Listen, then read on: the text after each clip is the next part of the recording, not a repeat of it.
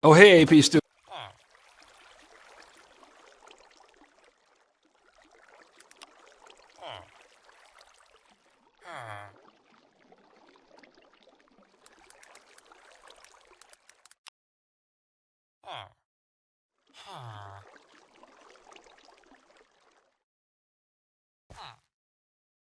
Oh shoot.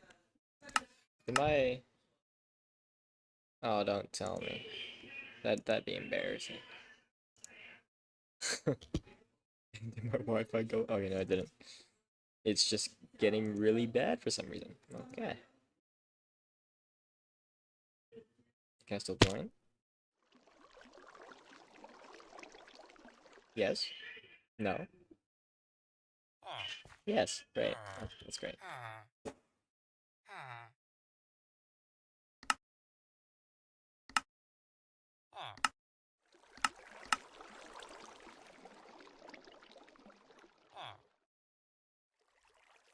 Uh,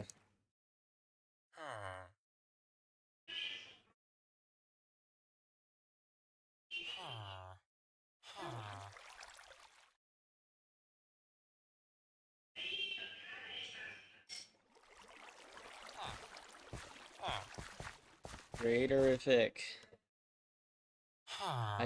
I'm gonna watch a few videos, but I'm also gonna point out, like, I might as well put up some music for the stream. Let me see this.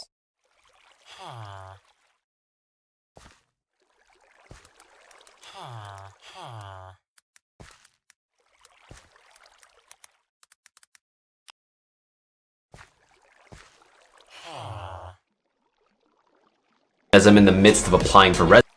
Wish me luck. Grammarly has again been a lifesaver with my application. How's this?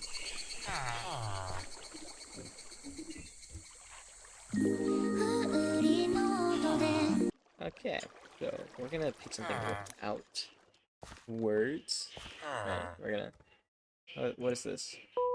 Yeah, that's a little bit better.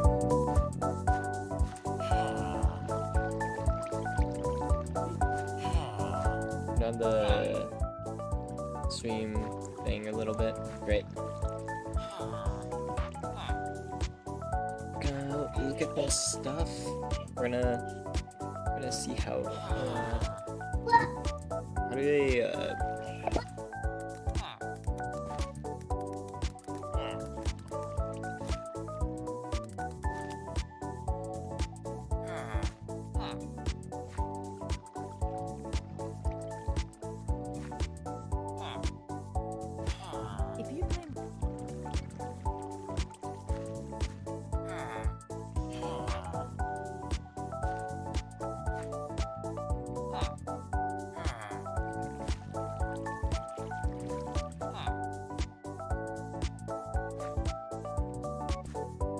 wait, does it only work on what? It's so sad. That's like such a good feature. Oh well. That's pretty sad. Okay, well, I'll go over through the flashcards first.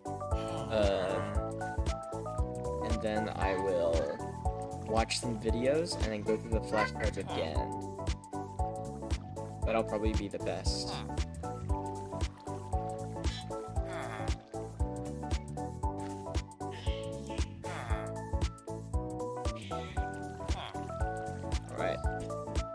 Alright. Should I like have a thing going on? Like a... That'd be a pretty good idea. I'm gonna add a screen. Window capture.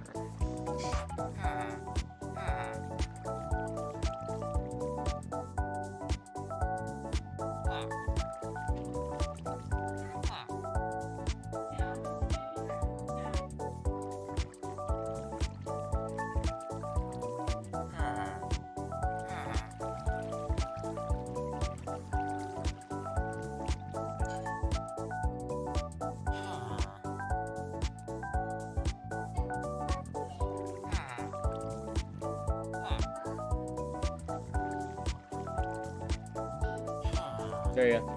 That works.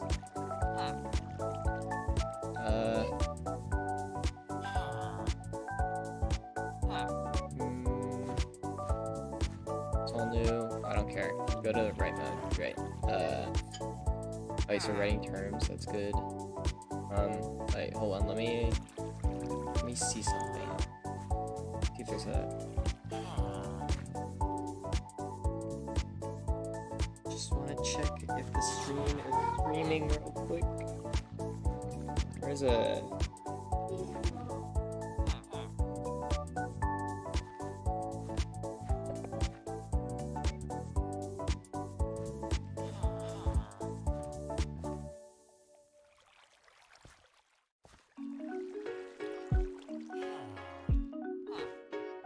What? Wait, did it stop? Oh my gosh, wait.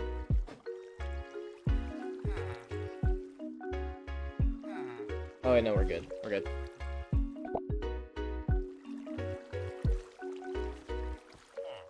Hope during the 13th century and issued strict decree on church doctrine.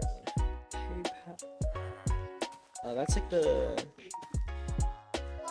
Forest Crusade contact of called Byzantine Empire. Pope Innocent III. What? Okay. Wait, so it's the Pope during the 13th century. What did he do? He issued strict decrees on church doctrine. Frequently persecuted.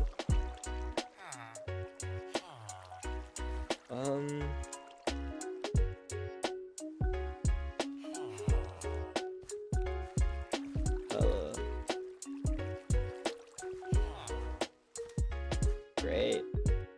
Literature campaigns undertaken by European Christians of the 11th through 14th century to take over the Holy Land and convert. These are crusades. Yippee. Systems of feudalism. In the system of feudalism, below vassals is a power hierarchy. Worked in... I don't get this.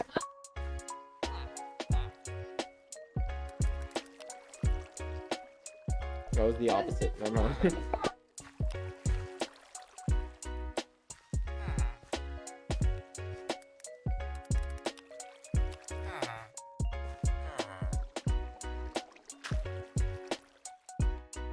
Hold on. Okay, this is kind of bothering me. Should mods for like a transparent pause screen Minecraft.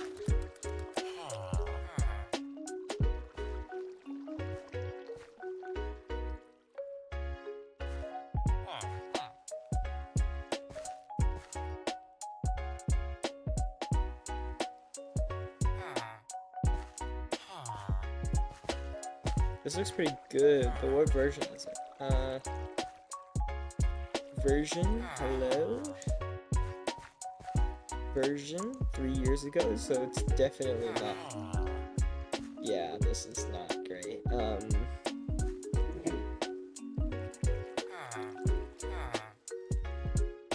Okay, that's not what I was asking. Transparent pause. We can do this. This one's probably. Oh, it's great. It's already muted.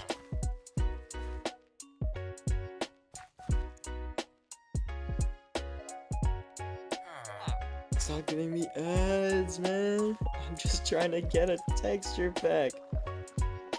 Where is this? Sponsorship pack MC. Getting language. Why is it teaching me how to code it? What is this? I just want to. Oh my gosh. Okay. We'll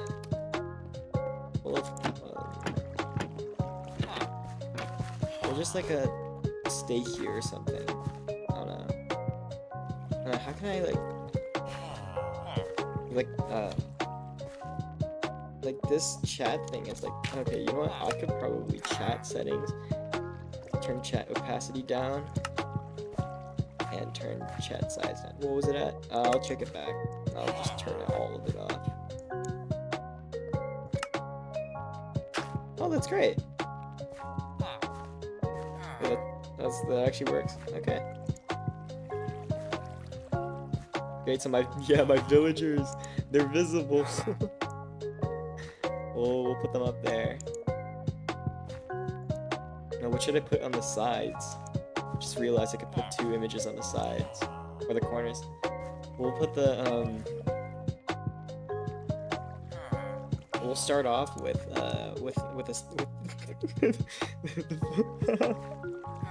why is it so ADH or why is it so HD? I did not expect that to be such an HD photo. There you go, you can see him. He sees you. My most recent saved photo. we'll for the second one we'll put Kairu, right? We'll put Kairu. This is so dumb. And then we'll have a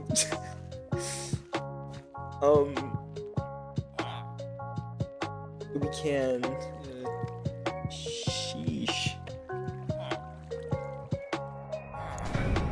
We put this little potato guy. Yeah, that's great. This is a sick layout. Is there any way I can like change the dimensions of this so it like so I can like crop it or something? I guess not. That's kind of annoying, but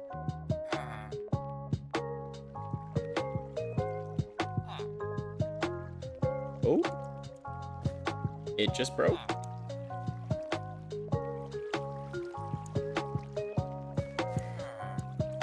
Yeah, I just broke it. Okay. We are taking too much time fixing like. Yes, I want to remove that.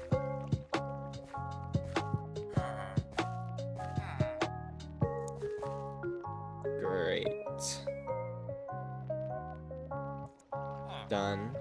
Add new. Herbacillose.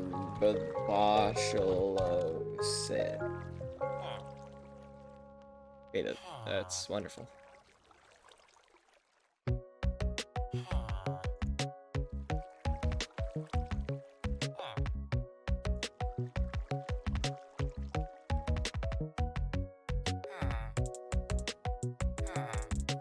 Alright, gang, let's do some learning. let's do some learning. It's learning time. Time to learn. We love to learn, right? I'll put the Minecraft screen above it so we can view our. Why is it on top? I put this visibly on top. Why is? Oh my gosh, right? Hello. Can I like put?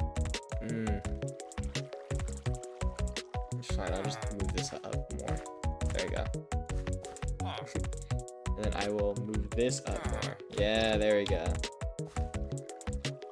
We got it? Yeah, we get a we get a cam.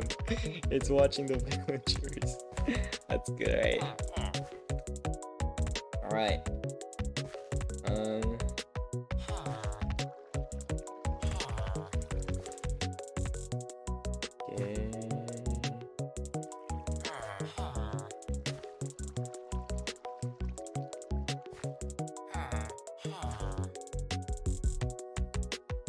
Dang, I wish I could be doing so many other better things, but I know I just can't.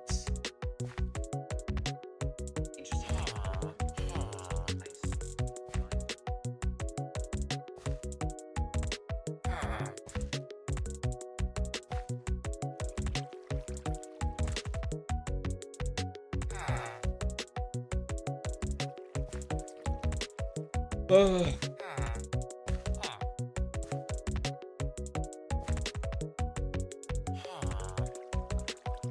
Great, okay.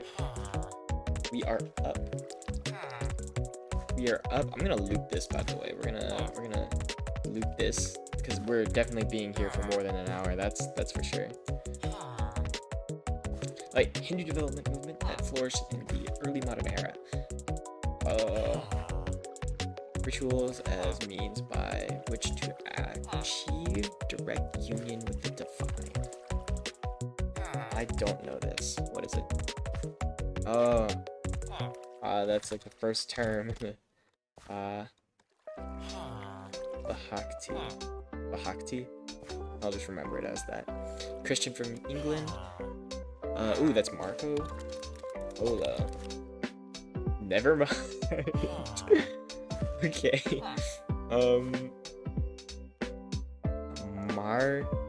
Marjorie Kempe. That's an interesting name. Marjorie Kempe. I'm gonna be talking a lot. I'm gonna need water.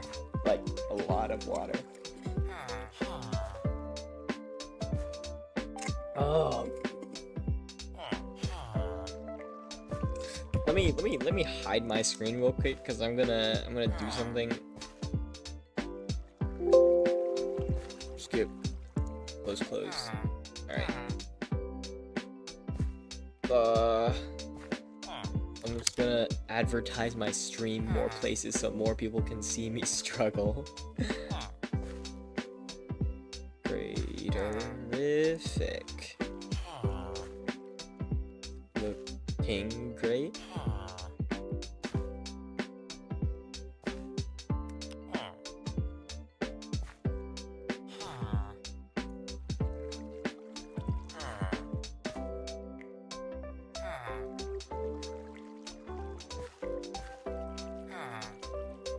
Ow.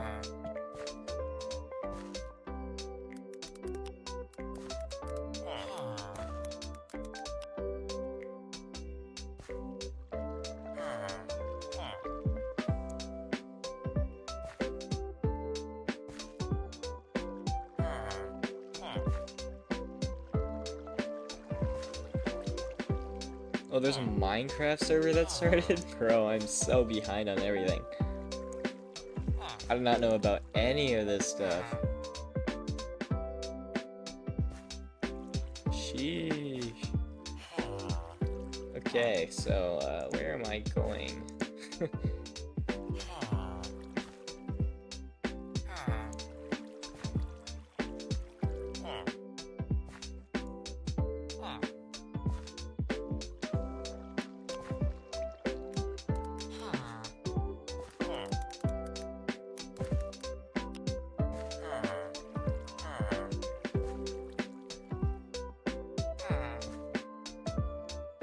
Okay,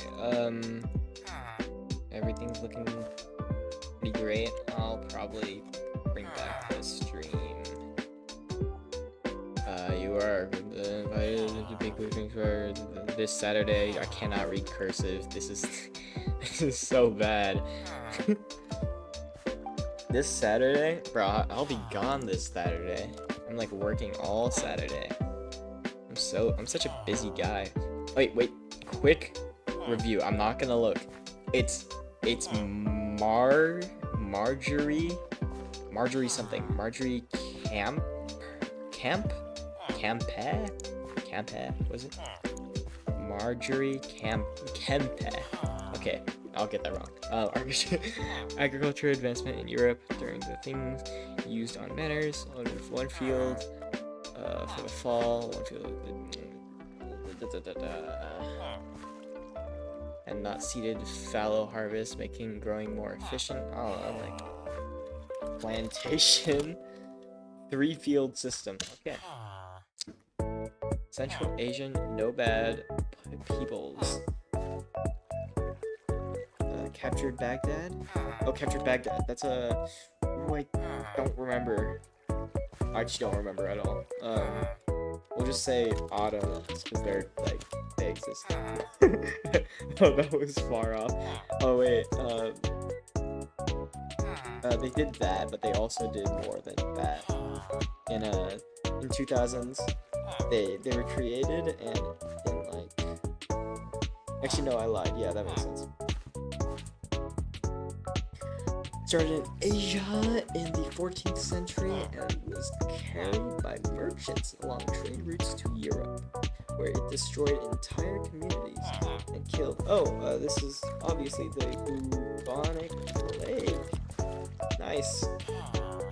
Set of Hindu kingdoms in northern India, which retained their identity under Islamic rule, lasted from 1910 to 1910, when they were put down by Muslim forces.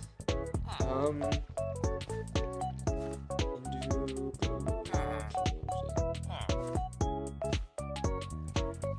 I actually don't know this one. Okay, that's what I thought. So I have no idea about that. That's great.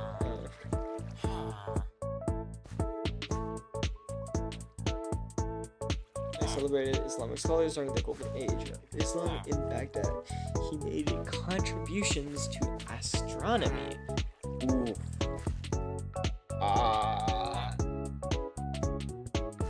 No. I don't know this one. I have no idea who this is. Nasser al-Din Usi. Incan temples display Incan dedication. I don't remember what these were called. Oh, wait. Oh, okay.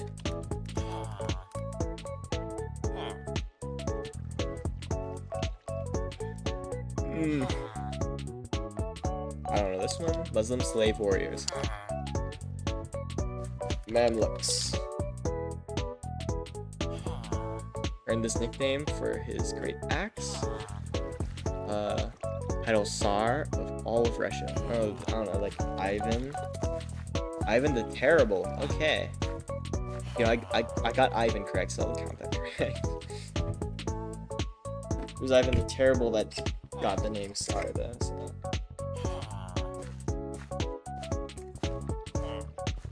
Which, fun fact, is Ivan IV. A program ordered by the Spanish monarchy to investigate. That's like the Spanish Inquisition, right? Yeah, that's nice. What was it? Eliminate heresy in the kingdom. Person who lived on and farmed a lord's land in feudal times. That sounds just like oh, serfs. Okay, that makes sense. I was thinking something else, but from Latin Caesar, this Russian title for a monarch was first used in reference to a Russian ruler by Ivan III. Oh, it's Tsar. Nice. Series of campaigns. Yeah, like Caesar. Yeah, that makes sense. Series of campaigns over control of the throne of France between Britain and France resulted in England's withdrawal from France. Ooh, that's... Oh wait, is this a 7 Years' War? 100 Years' War, I forgot. 100 Years' War is on the, about the England fighting France over their rule. What's the exact definition again? A series of campaigns over the control of the throne of France between Britain and France. Yeah, that makes sense. Or England withdrawals from France, yeah. 7 Years' War was about America. I remember now. Don't worry. I got this. Turkish group was ruled by the Ottoman dynasty.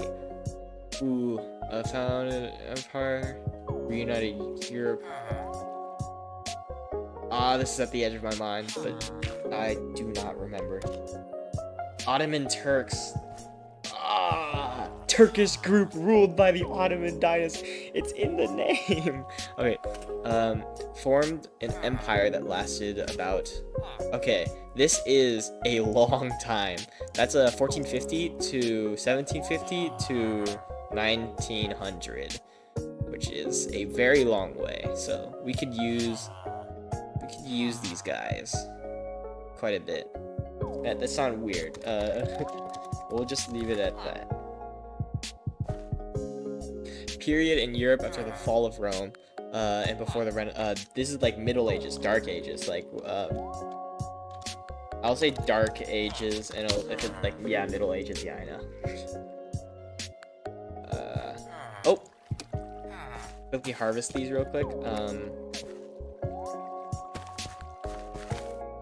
Because the villagers are kind of slow. I wish I got bones, but kind of late for that one. Oh, hi, Abby. Hello. Welcome to my terrible studying session where I cram everything into one day. Don't worry about it. This is the survey cam. It's the security camera inside the villager farm. I'm trying to get the villager farm started, but they need to like have enough carrots to breed first. So that's what they're doing. I'm just doing this right now.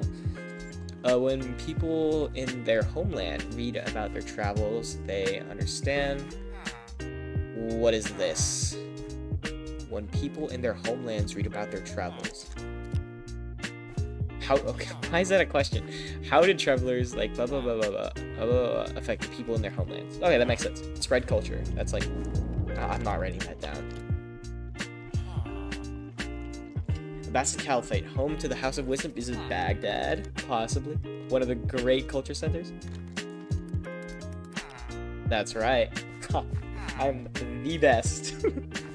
A philosophical and theological system associated with Thomas Aquinas devised to reconcile Aristotelian philosophy and... Okay, so I don't know a lot of these words, but I'm just gonna take a shot in the dark and say Renaissance. Okay, I was wrong.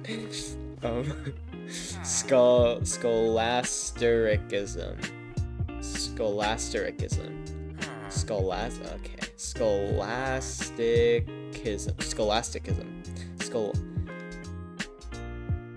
It's a philosophical and theological system. Great. That's great.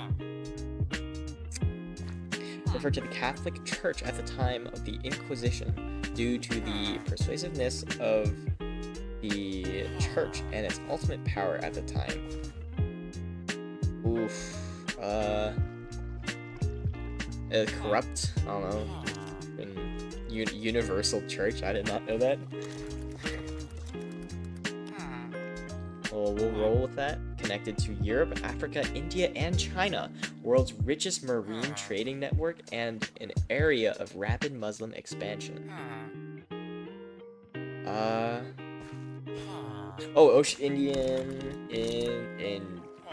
Indian Ocean trade. Yeah.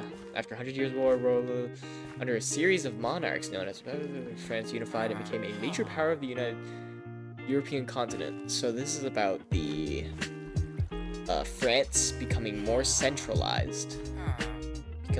Make a comeback. I don't know what this is. Oh, Bourbons. Oh, wait, it literally says it. No, just don't. In feudal Japan, title of chief. This is like oh shoot! It escaped my head. Emperor was a figurehead of the shogun. Forgive me, I do not remember this.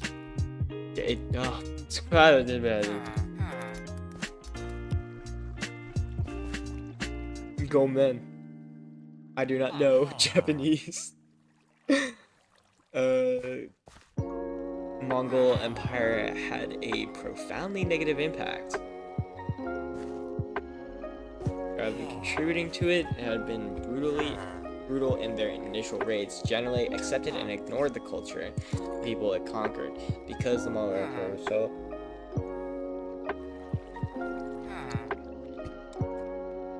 Like, how did the Mongol Empire, like, connect the world?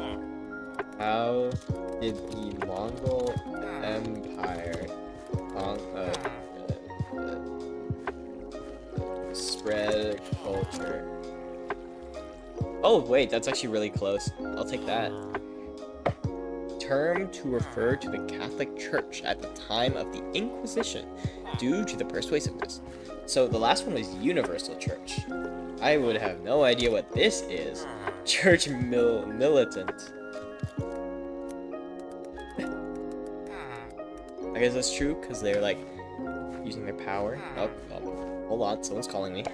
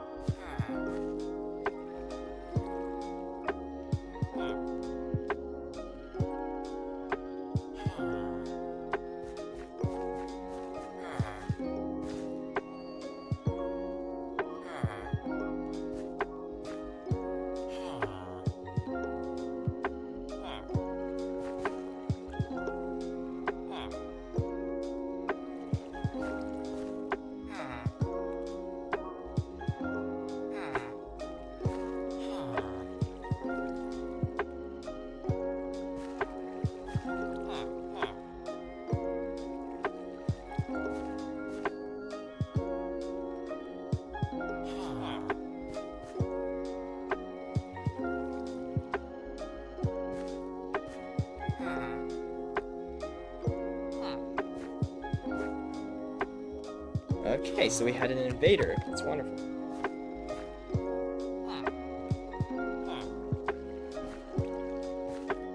I also stabbed my foot. There was a thick inside my foot. I picked it out. Okay, we're good. Not bleeding. Too bad. Anyways. Incan religious center located in Cuzco. Center of state religion, held mummies and past incomes. No idea. Temple of the Sun. Yep, they were all big with the sun. Water power mills, cotton pails, movable type. But inventions during the Industrial Revolution? Chinese technologies. Okay, that makes actually a lot of sense. Mongols who captured Russian cities in that time under Genghis Khan. Ruled Russia for 2 years. A golden Khanate. Got Tatars apparently.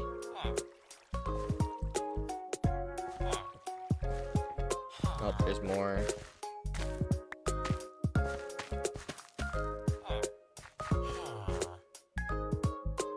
You know, maybe we should get some bones first. I'm gonna be honest, like I think the bones would really help the process go a little faster.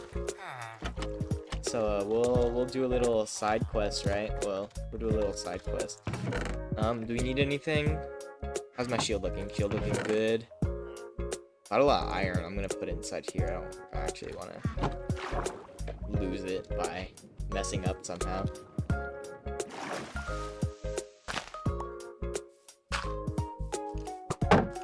Hello. I'm here for your body. Not like that.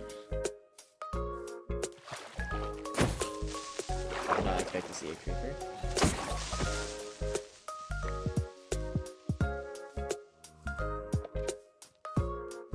Oh, my foot still hurts, bro.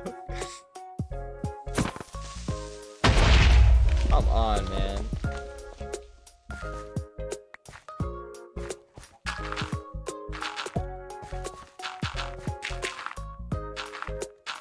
Mojang should add a feature where it, like, over time, ground slowly erodes back where it is after it rains. So, like, it can, like, the ground can be recycled. It's kind of annoying how it's people hold become a big problem.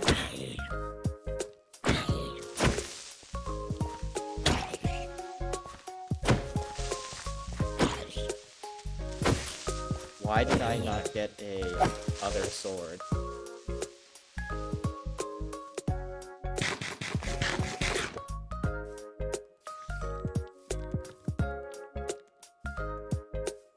There's a spider.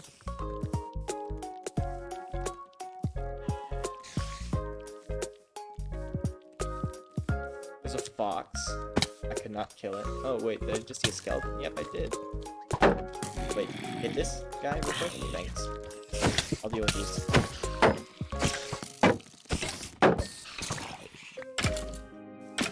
Nice. Piece him up. Nice, thanks. For the bones. Ah. Get boned. My bad, gang.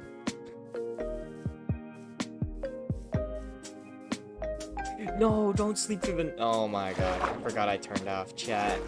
It's for a video, don't worry. This sucks. No. Aw. Come over here for a second. Thanks.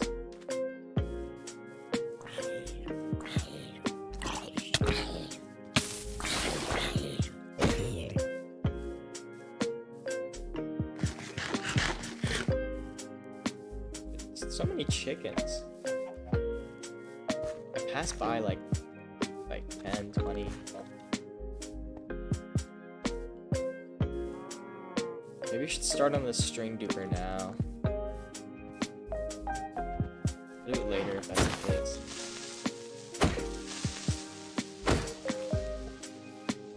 We'll head back. How much food do I have left? Not a lot, apparently.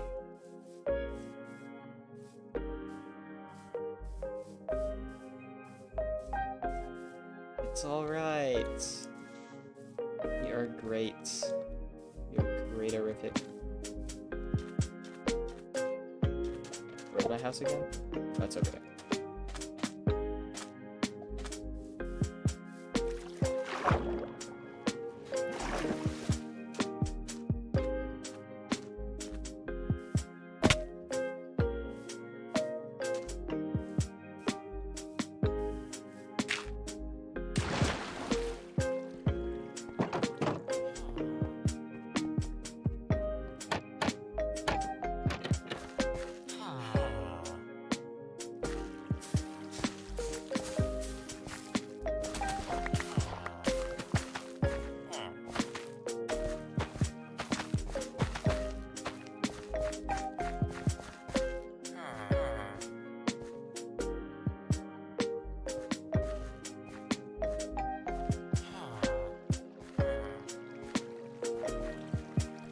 Yeah.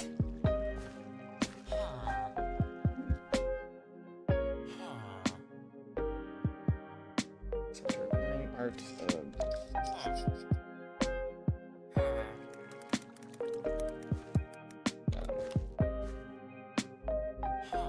differences between feudal Europe and Islamic Empire. Okay. Merchants trading worldwide Europeans. Oh, it's comparing. Governing their manners.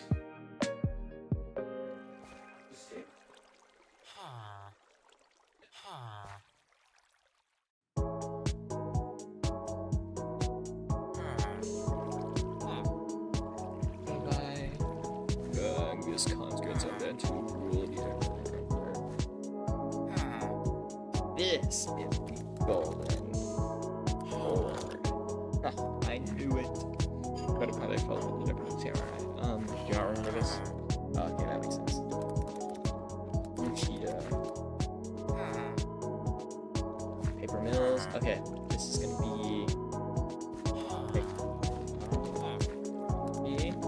What technology? It's gonna be.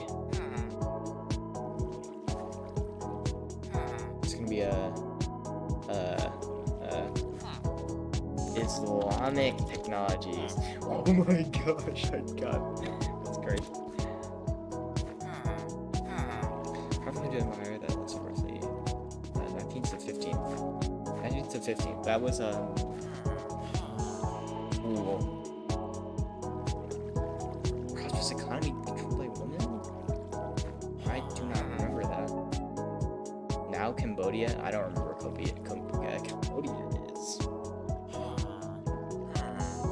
Let's we will take a shot in the dark and say the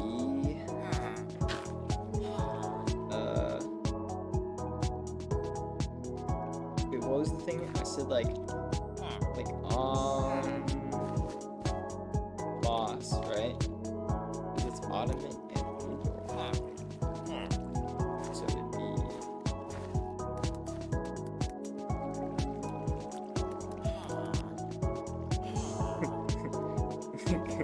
that was not that close. Primer Empire. Medieval merchant class town dweller. Merchant. The 13th century became more politically powerful.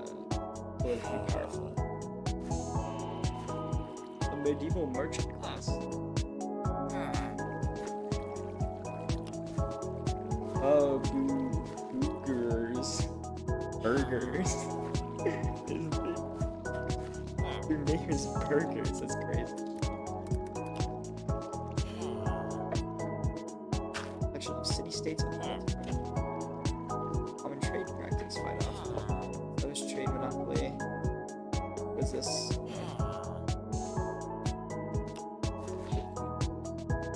Hanseatic.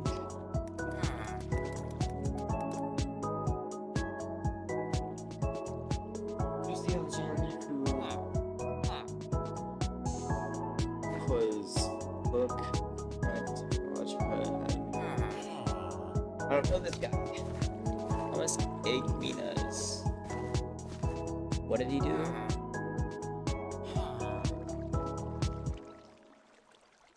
He wrote a book. Summa Theo.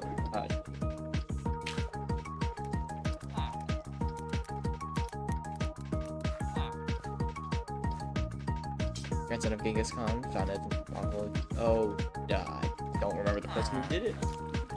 Kublai Khan. Okay.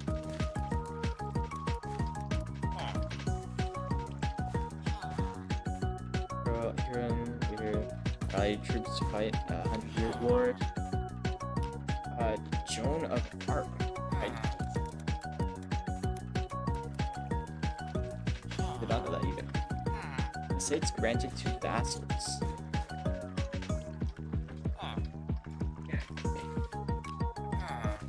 East.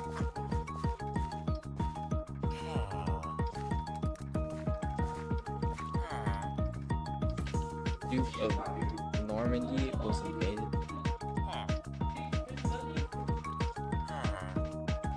England and claimed the English clown. Started tradition for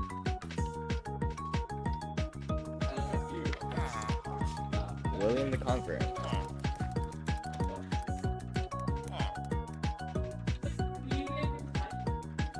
And the system of feudalism beneath the king. Beneath the king, that's like nobility, lords, right? Nobles, yeah, right. The Inca and Aztecs had not large animals. The primary source labor was humans. Labor systems in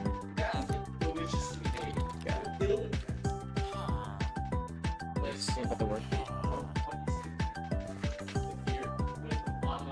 Sure. Also known as Tamerlane, leader of Turkic nomads, beginning in 1360s from base at Samarkand. Launched a series of attacks in Persia. His empire disintegrated after his death, 1405.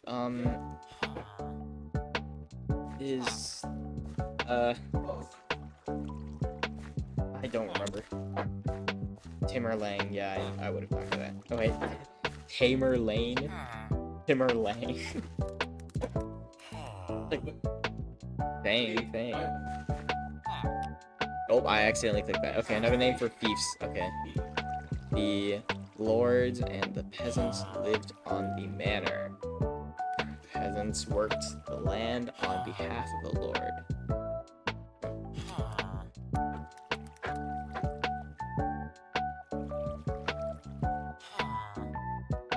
urban and wealthy, women, especially of the elite upper class, had their freedoms further restricted.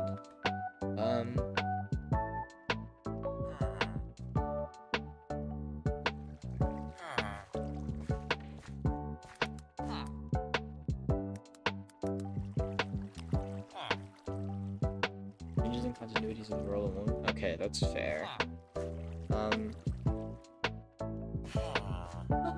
Trade and arrival.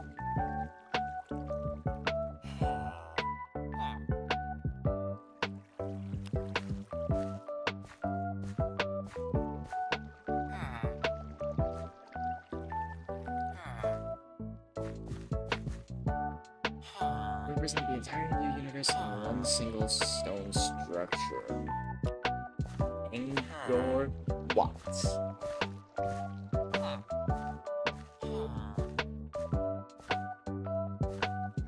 Oh yeah, Khmer, right? Khmer Empire, Cambodia, Angkor Wat. That's like multiple things in one place. That's pretty crazy, isn't it?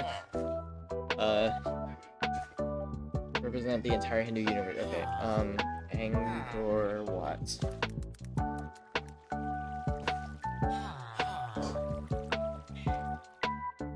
Literacies, lower class, spread agricultural, increase in productivity, and organized.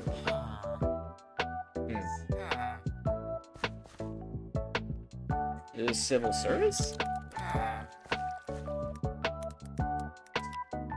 Movable type. Okay, that makes sense. I don't know why I thought that. Himmerlane. Himmerlane.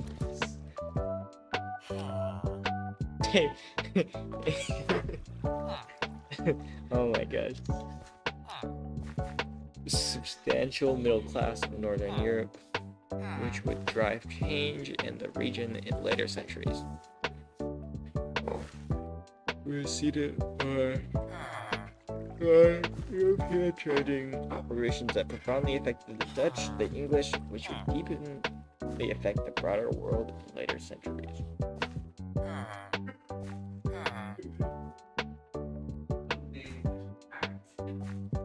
Oh yeah.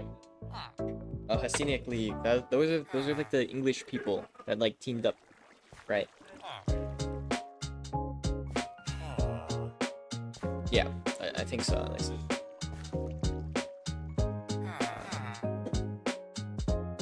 A lot of text in case I need to do something.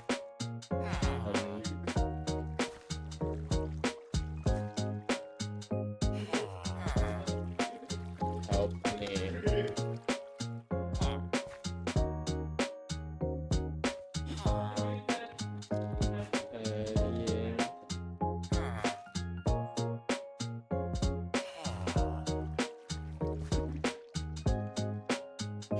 Looks pretty great. Alright.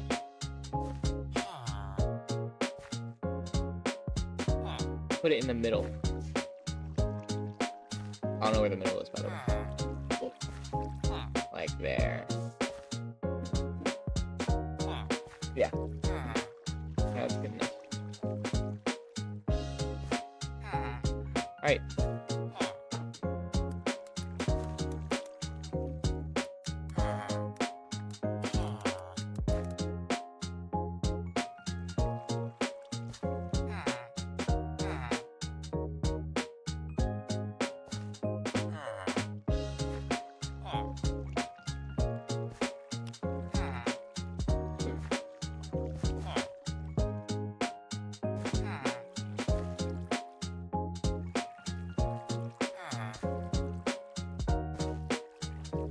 Oh, so it's a trading city.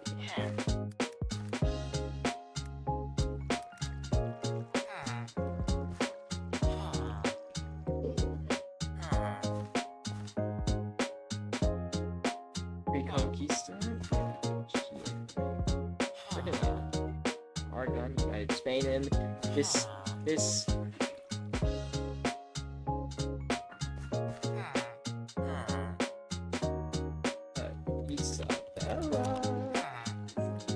Yeah, Isabella Ferdinand and Isabella. Those are them. Expansion, religion, and empire. Moved to cultural,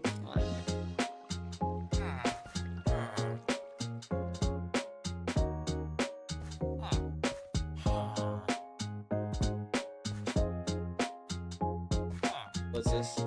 Main trends. Thanks for telling me.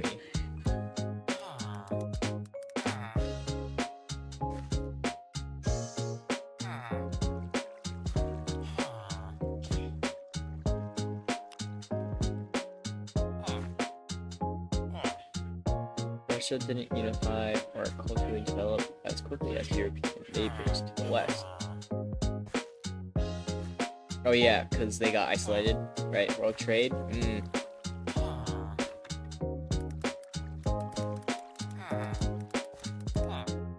That makes sense. An empire founded in 12th century by Genghis Khan, which reached its greatest territorial extent in the 13th century, encompassing a larger part of Asia. That sounds like Mongol Empire. Central trading post in the west and east. I don't know. Kashgar.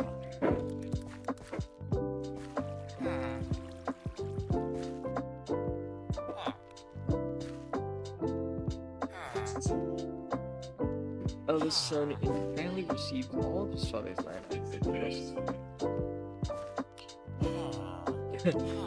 I don't know. Primogeniture. Several city-states. This is Swahili city-states. never mind. It was in fact not Swahili city-states. Every 30 minutes I'll come in and like replant some of this stuff.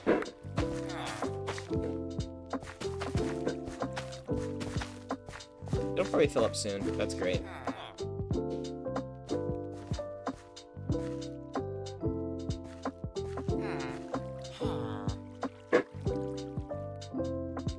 Wait, Hasa.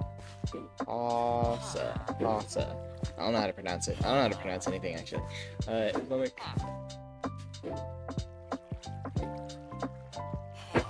A region which achieved economic stability, religious influence.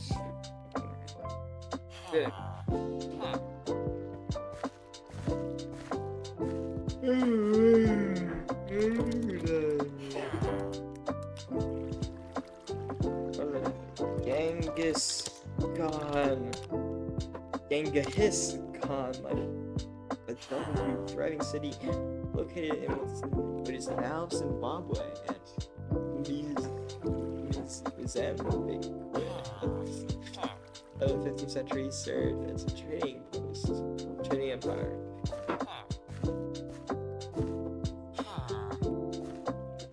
I don't know, is this the Swahili trade? I know Swahili is probably tied with that.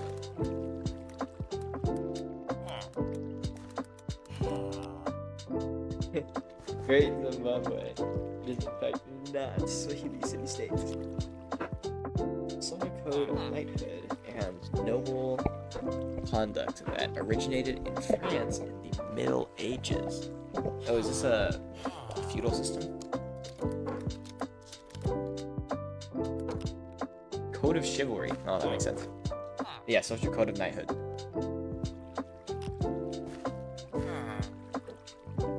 Sufis. Oh, I accidentally clicked it. Okay. Muslim mystics who seek communion with God through meditation. Yeah. I already know that. Ruler of Mali. Ooh, this is a ruler of Mali. That is a Mansa Musa. He spread gold everywhere, I know that. Mansa Musa.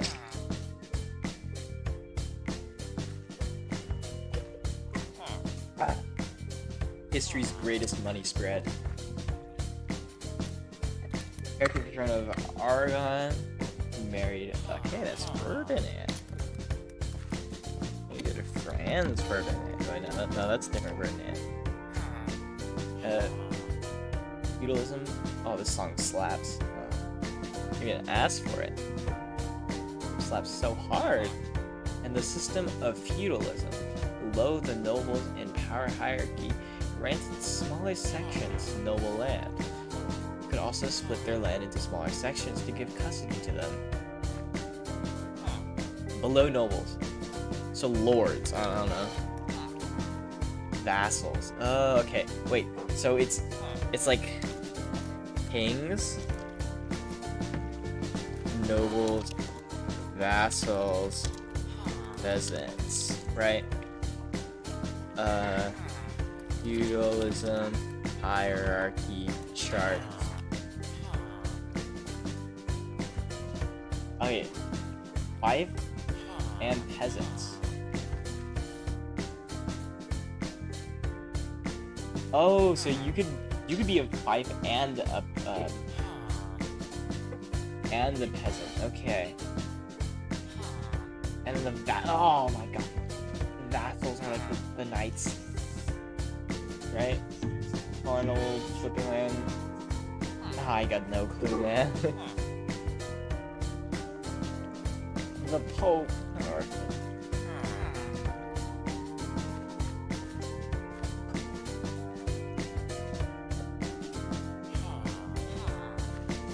Alright.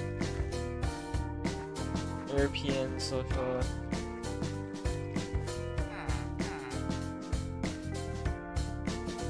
Middle Ages, feudalism. Oh. Well, I guess that makes sense.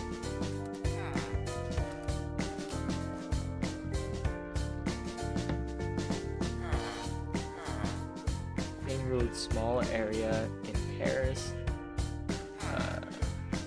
Subsequent France kings expanded the territory, laying the foundations for France.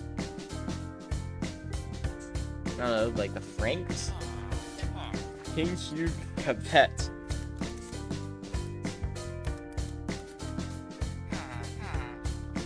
What?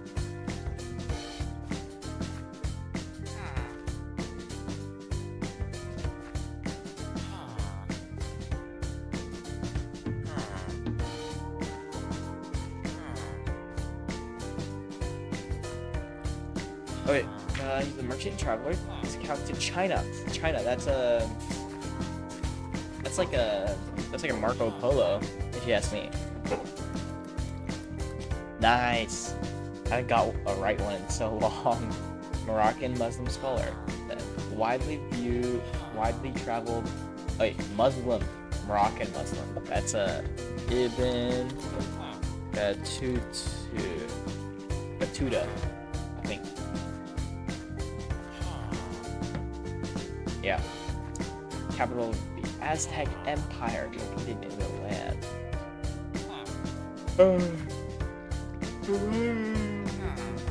By the eve of Spanish conquest, Mexico City was constructed in its ruins. I do not remember. No, Tenochtitlan. I wouldn't have gotten that anyways. Shit.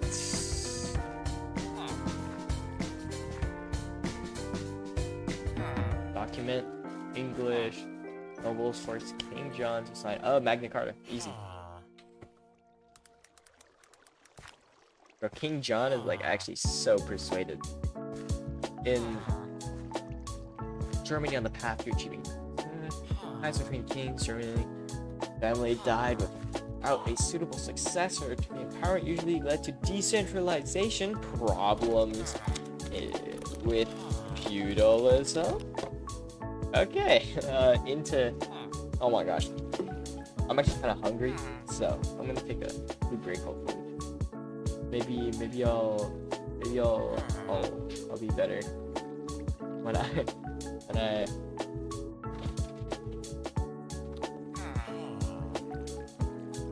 back.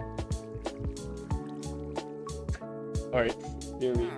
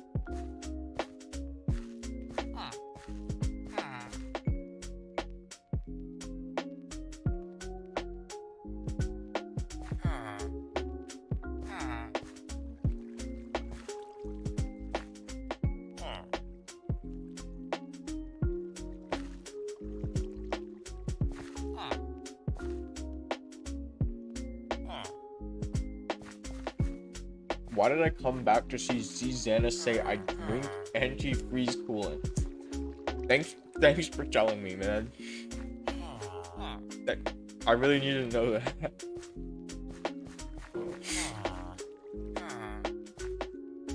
I got a bagel in my hand, and everything is alright.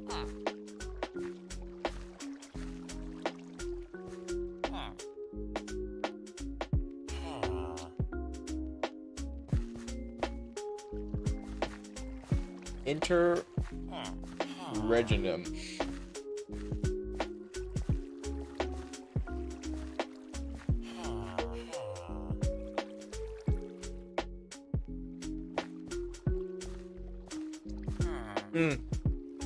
I should probably change the thing though.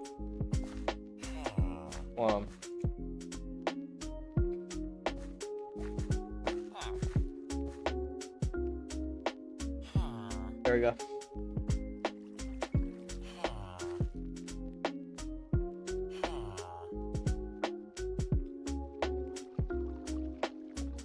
I don't know what this is.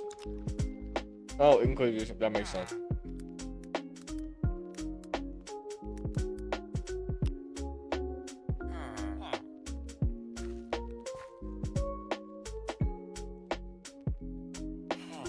Hang you, Buddhist monk.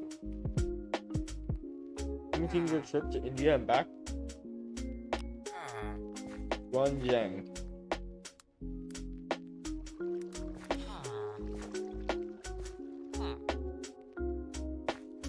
Thanks for that one heart. I barely saw that. But what is that? Wait, that's not a heart. Why are you spamming the emotes? Yeah, take some there. Okay.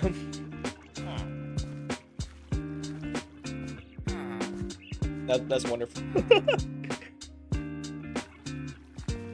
don't know why I can't even see those. Like, who's sending them?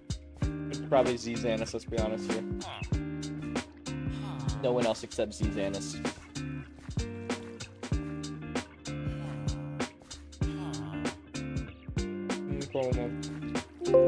Shoot.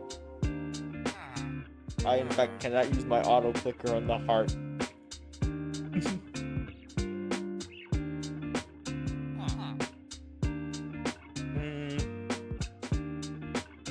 Religiously tolerant? I don't remember. It's a caliphate though, probably. No, sultanate. Delhi sultanate.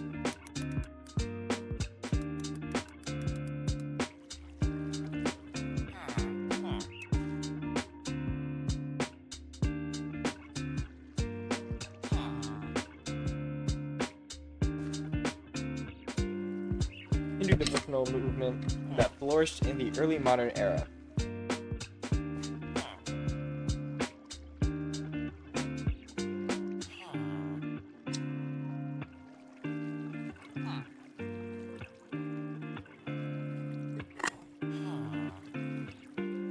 Now, right? I recognize these. I recognize the definitions, but I don't know the terms. back deep. I just went through this. Really? There's a insect in the house. Okay. I'm gonna hit it. Global conquest and religious expansion. These are like these like the changes. Like my major main trends. Yeah. I just need to know this. I don't need to know that it's a main trend. Expansion of religion and empires leading to cultural contact. Relative isolationism would result under feudal systems. I saw the insect come back. Where'd it go? Okay.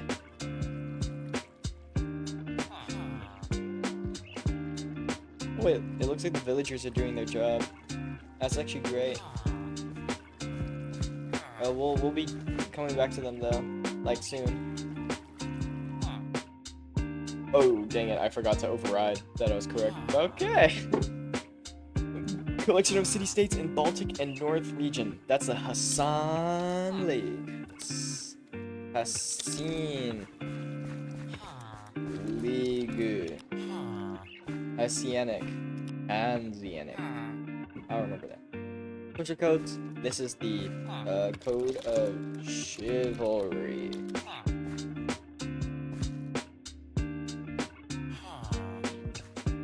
Record Baghdad. This sounds like Mongols. Yep.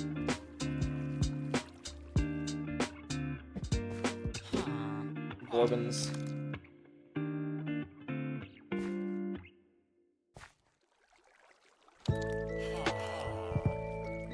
Muslim mythics, Sufi. Your society become more well-known. These are the cultural changes and tenuities in gender limits. Enrollable, yeah, same thing. Like, okay, I got it right. This is feudalism. It was the social, economic, and political system. So simple. Effects of Mongol Empire. Yep. Grandson of Genghis Khan. This is Kublai Khan, the ruler of Yuan, China. Early forms of this was used in Thing. This is the movable type. It's like a printing thing. Medieval merchant class, town dweller. This is like a burger. Got that right. Islamic merchants were trading the world while European. Oh yeah. This is a European economic vs compared to Islamic Empire. Differences between feudal Europe and Islamic Empire. Okay. I mean, I was right by comparing the two, but let's look at why.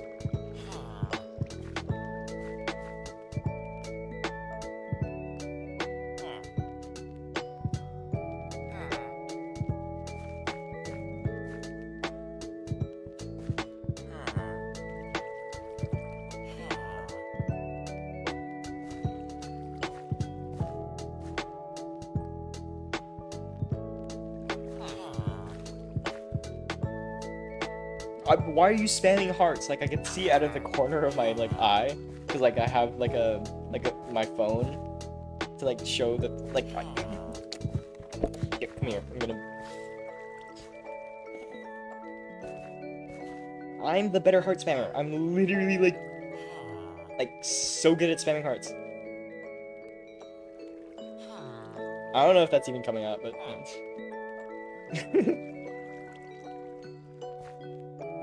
I'm so dumb. Yay, yippee! Yippee, we're studying. Yay! Woo! Yeah! Big.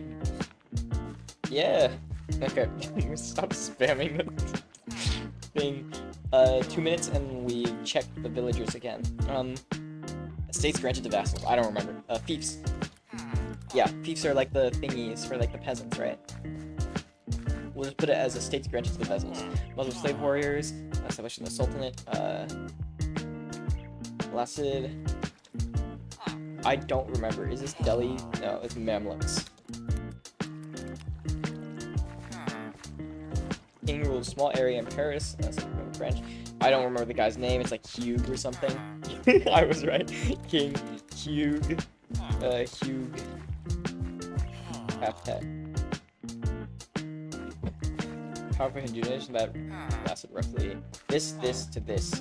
A Hindu believes that the sea, largely controlled by women. I also don't remember this one. This is Khmer. You know, I was right about the fact that it was Indian Ocean. Cambodia. I should remember that. Khmer Empire is Cambodia.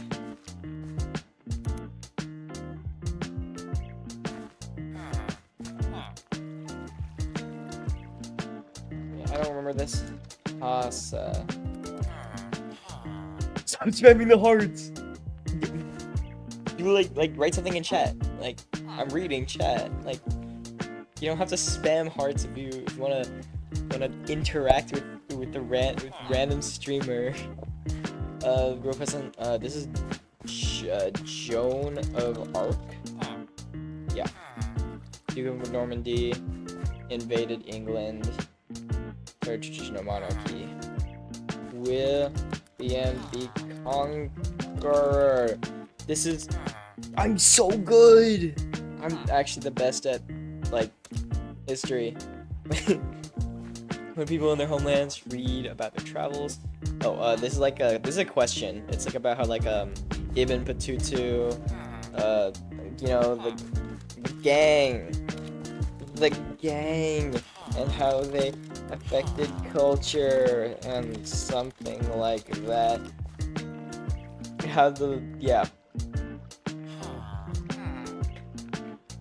Alright. It has been another 30 minutes. Let's check it. Oh, we got some more carrots. Farm is almost full. Once it's full, the farm starts working. Otherwise, it doesn't actually work until it's full. Kind of a bummer, but I mean, I don't really have that much like stuff I can fuel it. It's fine. Once we get this thing rolling, we can start grinding better.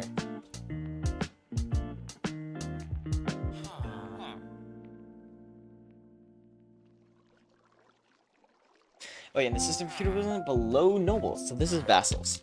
I already know this, because I remember what it's talking about. But granted smaller sections of nobles' land. Could also split their land into smaller sections and give custody to them to subordinating vassals, and so on.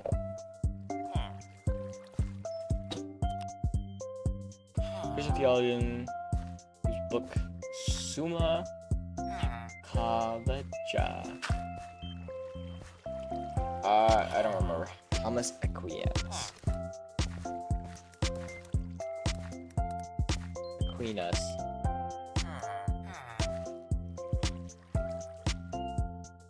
Huge temple. Universe. Don't remember. Angkor Wat, Khmer, Cambodia. Those all three are related to each other. This is great. Zimbabwe, but I'll read it. Also, I don't know how to spell that. Zimbabwe. Okay. Founding city located in what is now Zimbabwe. So they like conquered a little bit. Served as a trading empire. It's a trading empire. That's important. But stop spamming the emojis. You can speak in chat. The chat is open. You don't need to spam your emojis to get me to know what you want to say. You can say what you want to say without spamming emojis, right? Right?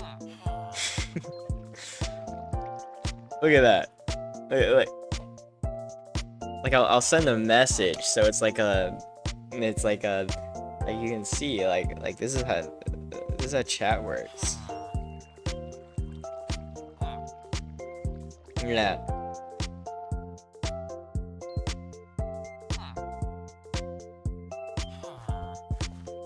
Okay. Farming sea. Great. So they're trading empire. Direct routes of African gold mines and the Indian Ocean ports. Great. Incan temples. Displayed Incan dedication to the sun god. This is a temple of the sun. Or sun temples. Machu Picchu. Oh my gosh, I'm so dumb. Secret campaigns, throne, you know, right? 100 Years War. Too easy. Inca religious center. This is the Temple of the Sun. Inca religious center. Temple of the Sun. Nice. Another name for fiefs. That is a peasant. So it's a little bit off. It's manners. Set of Hindu kingdoms in northern India, which retained their identity under Islamic rule. Lasted until something. Right. North India. I actually don't remember this. What would this be? Oh yeah, Rajput kingdoms.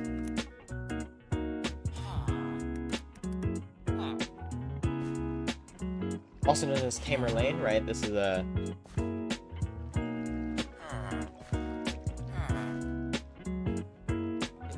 the guy's name is like Tame Laner, like it's literally like the same thing. Like Timberlang, my bad. Spelled Timberlang.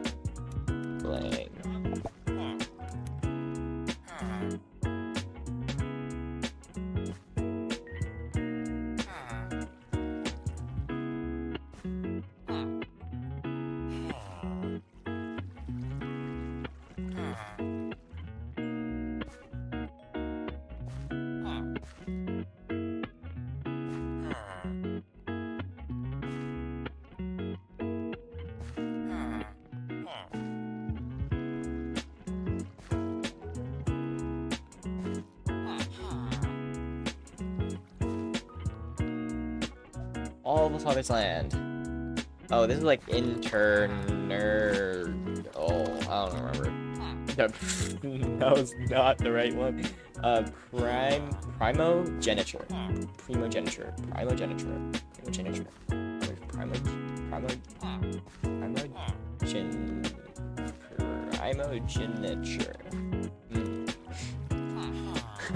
Political theological system associated with that. I wrote this down. It's the same guy. I don't remember. That's Scotland. Scholasticism. Mongols captured Russian cities under Genghis Khan. For 2 centuries. What is this? Tatars. Celebrated Islamic scholars during the golden age of Islam. He made contributions to astronomy. I don't remember this guy. Nasser al-Din al-Tusi. These are the peasants, yeah. England, documented travels, spiritual journey, I don't know. Marjorie Kempe. Chinese Buddhist monk. fraction. Here's. Oh, this is Chuan Zhang. Well, same thing. Agricultural advancement in Europe during the Middle Ages used on manor, one field of fall. This is the 3. Something like that. Field system. Yeah, same thing. Formalized interrogation. This is an inquisition, just like the Spanish Inquisition. Versus Islamic governments. This is the Delhi Sultanate, but let's see it. First Islamic government.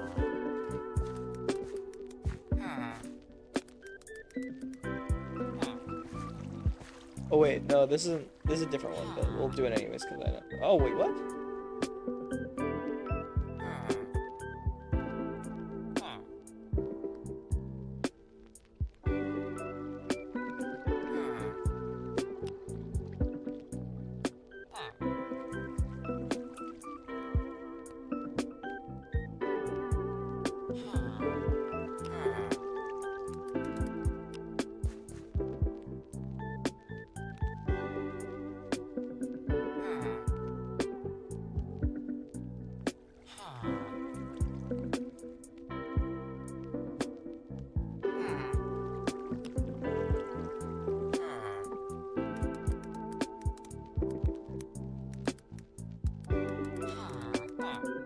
Hasidic. Referred to the Catholic Church in the time of the Inquisition. It's ultimate power. I don't remember. Church militant.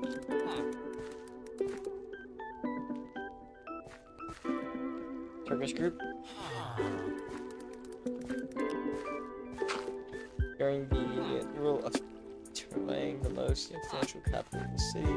This is the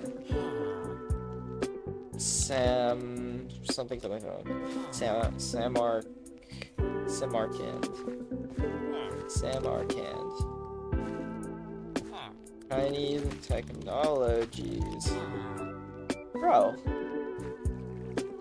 I spelled 2 things wrong and then counted it all wrong. Pope. I don't remember the name of the Pope.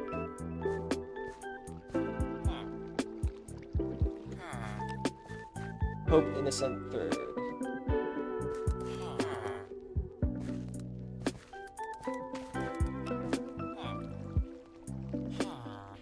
A central trading post at which the Western and the Eastern Silk Road met. Kashgar. Oh wait, so we have Samakirk, and Kashgar.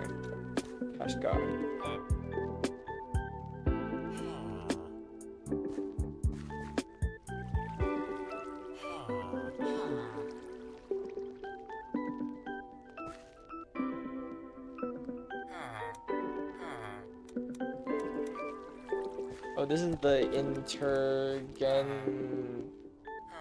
or something like that. Interregnum. Code of conduct, Samurai, Code of Bushido. Already know that. For the Catholic Church at the time of the Inquisition. This is, I don't know.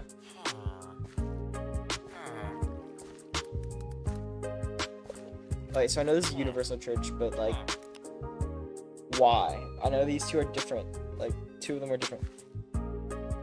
At the time of the Inquisition. Okay.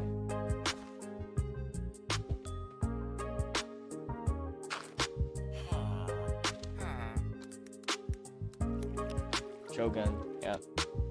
Capital of Aztec, Teco, Pituan.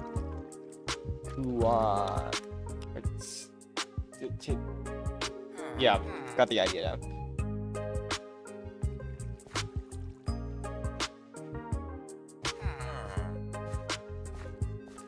Name for fiefs. Manners. Collection of city-states.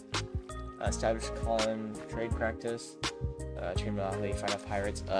This is the Hanseatic League. Hanseatic, not scenic.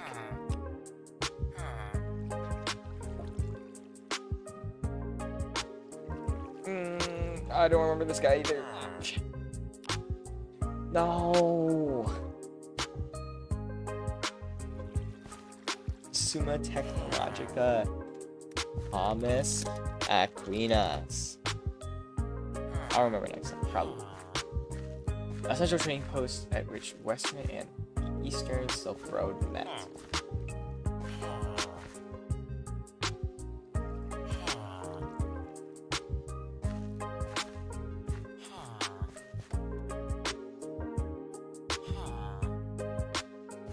A Kashgar. Everything. Yep. Development. I don't remember this. Direct union with the define. Oh, Bakati.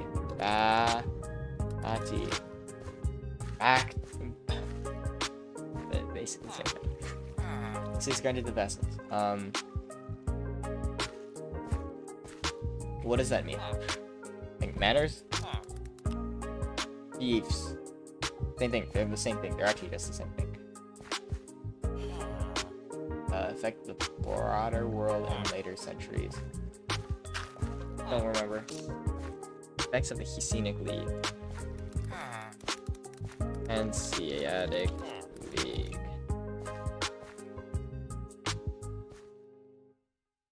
Made contributions to astronomy. Oh, this is the guy. The Darl the sus guy. Aaron Nasser Alden. Oh, 2C. Okay.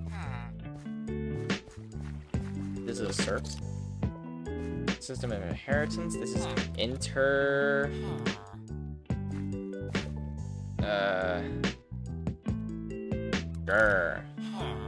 oh my gosh. This is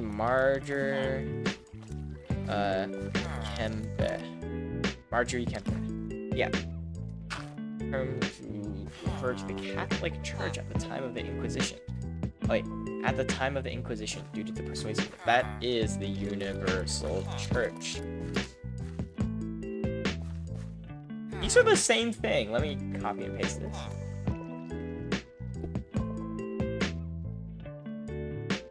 All those captured cities under Khan ruled Russia for 2 centuries.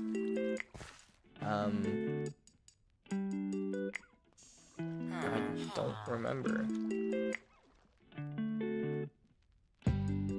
I don't even. Okay, first of all, I can still see the hearts. I wonder if the hearts show up on the stream or like the VOD that'll be exported out.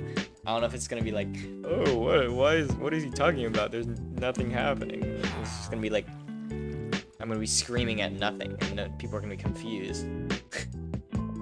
The Mongols who captured Russian cities, or Genghis Khan ruled Russia for 2 years. I don't remember. Tatars, Genghis Khan, Mongols, Tatars, Russia. Pope Innocent III.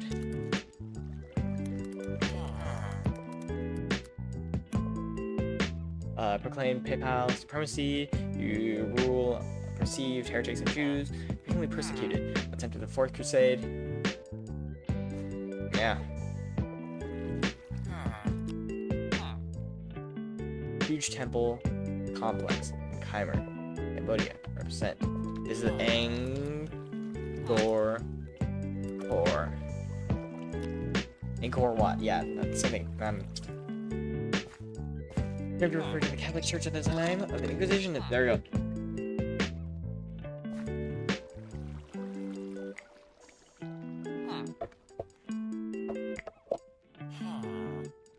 So what is the difference here?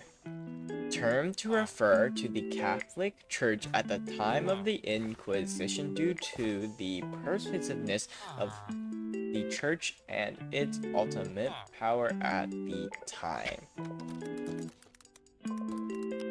So why?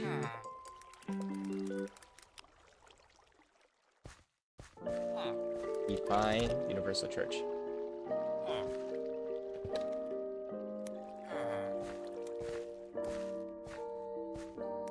Church militant.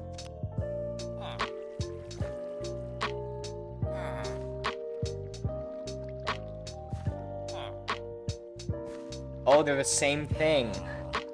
What the Catholic Church attained from the Middle Ages.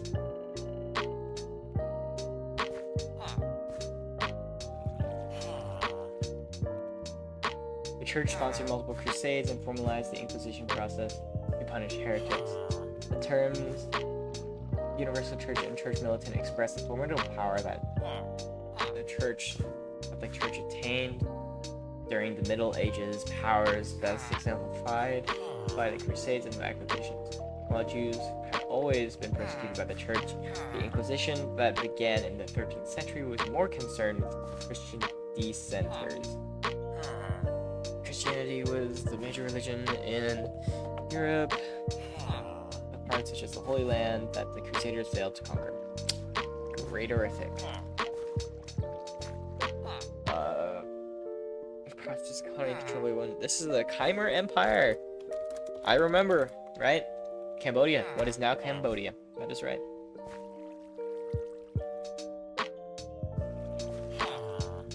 This is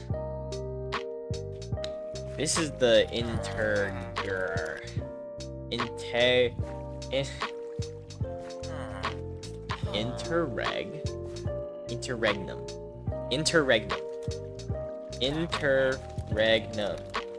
Interregnum. Yeah.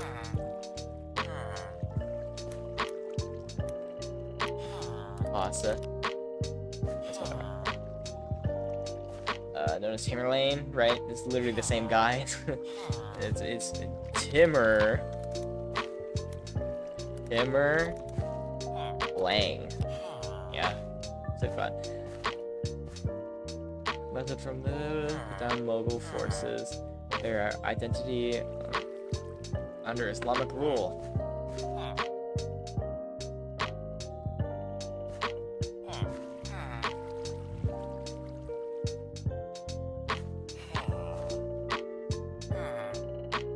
Retain their identities. They were put down by. Oh my gosh. Like, it's getting so close. This is gonna be the last. Rajput empires. Empire. Rajput. It's like the Muslim thing. Ruled small area in Paris. The next 200 years, the subsequent French king expanded the territory, laying the foundation for France. I don't remember the king's name. If this even is the king's name.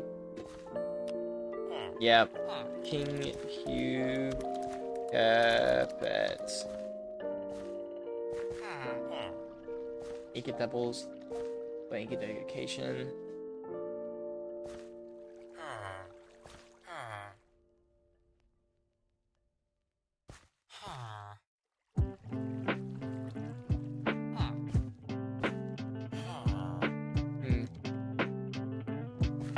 I don't remember. Machu Picchu. Incan temples. Oh my. My headphones fell out of breath.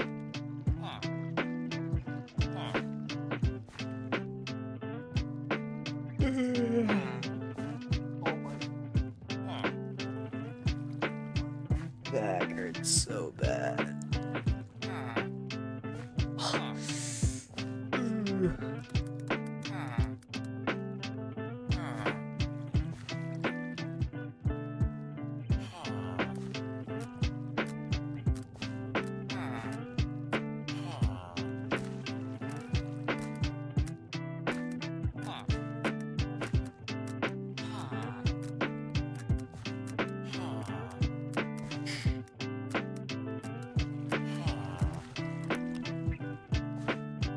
Oh my gosh.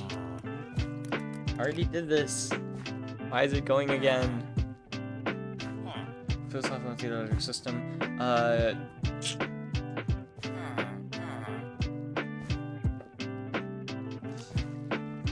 Scholasticism.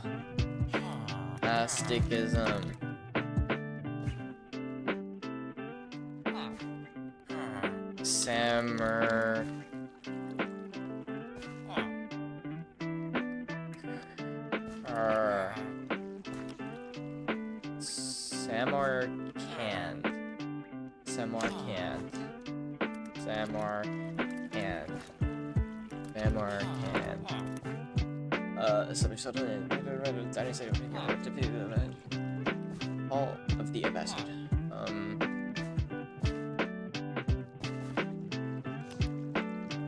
Mamluks.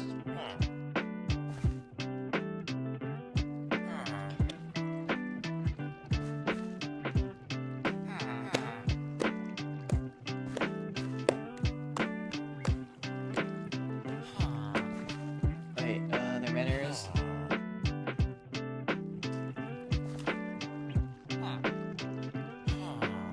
Okay, already did this. I just need to read it.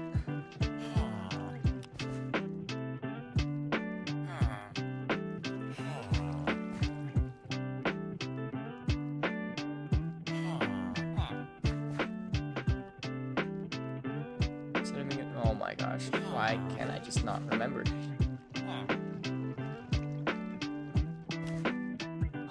Of course.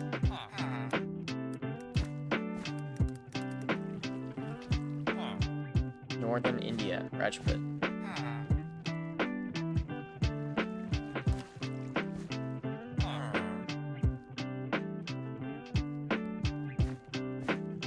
This is scholasticism. I remember. I can't. Oh my gosh. Okay, doesn't matter. The system of inheritance, in which the eldest son. This is the primal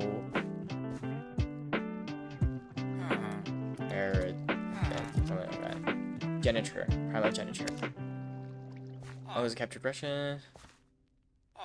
The thing, JDF game. What? The YouTube. I don't know what the YouTube emojis are. They're kind of weird. I'm not gonna lie. Mongols captured Russian cities in 1442 under Genghis Khan. Russian cities. It's gonna be dumb again. Like I swear, it's at the edge of my brain and I just can't think of it. Guess we'll have to do it again. Tatars. I knew it. So dumb. Inca temples. Machu Picchu. Slaver. These are Mamluks. Rule of Tamerlane. Careful. The Samarkand. Islamic merchants that were trading the world with. Yeah, these are the thingies. Yeah. This is Thomas Aquinas. Yes, I got it. This is the thingy. I think there's a thing. Yeah, a Sonic lead. King who ruled a small area around Paris. This is a king. Patet or something like that. Capet. So I think I'll take the double on the. In 13th century Germany, on the path to achieving European statehood, overall time between kings, reigning German family died with a suitable successor. This is the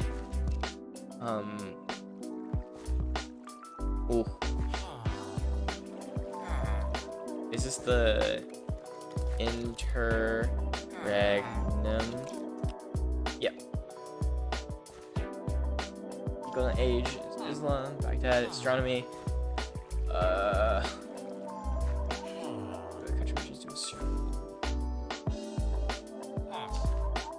Oh, okay, that's fair. Nasser.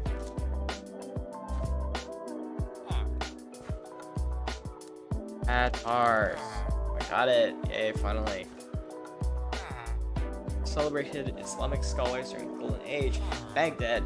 This is Nasser al-Dar al-Suti. I don't care. The same thing. Eldest son. This is the progeniture. Kingdoms, blessed. Rajput kingdoms. Yo. So it was Thomas. This is why does that always escape my mind? Scholastic. Or wait, I already got that right. Yeah, that's what it's talking about. Great, on to the next ones. But first, we're gonna actually watch a history video. We're gonna try to watch a history. Okay, we're gonna do 1200 to 1405. There you go. E=. What is this ad? I've seen it like 50, 100 times. Oh, there's 4 ways to find a lot of ancient debris? Let me guess. Is this a... Nope. Alright, wait. First, right? We're gonna quickly, It's that time again. Check up on the villagers, you know? I think the villager farm might start working now. Yeah, we got like actual like great, we got a farm. That should be the first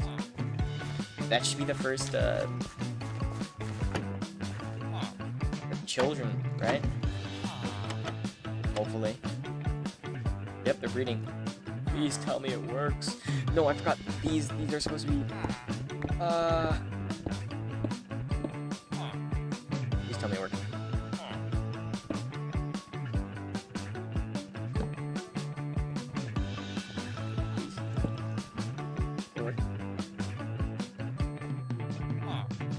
Ready for a child?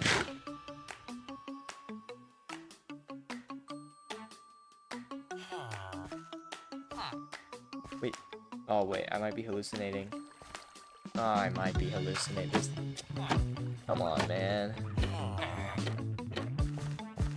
They finished doing the thing before I could like try to fix the thing. Oh, yeah, that's a bummer. I guess I'll just sit here while they do their thing then. Is it nighttime? I'll sleep at night. Nope, they're just weak. Okay.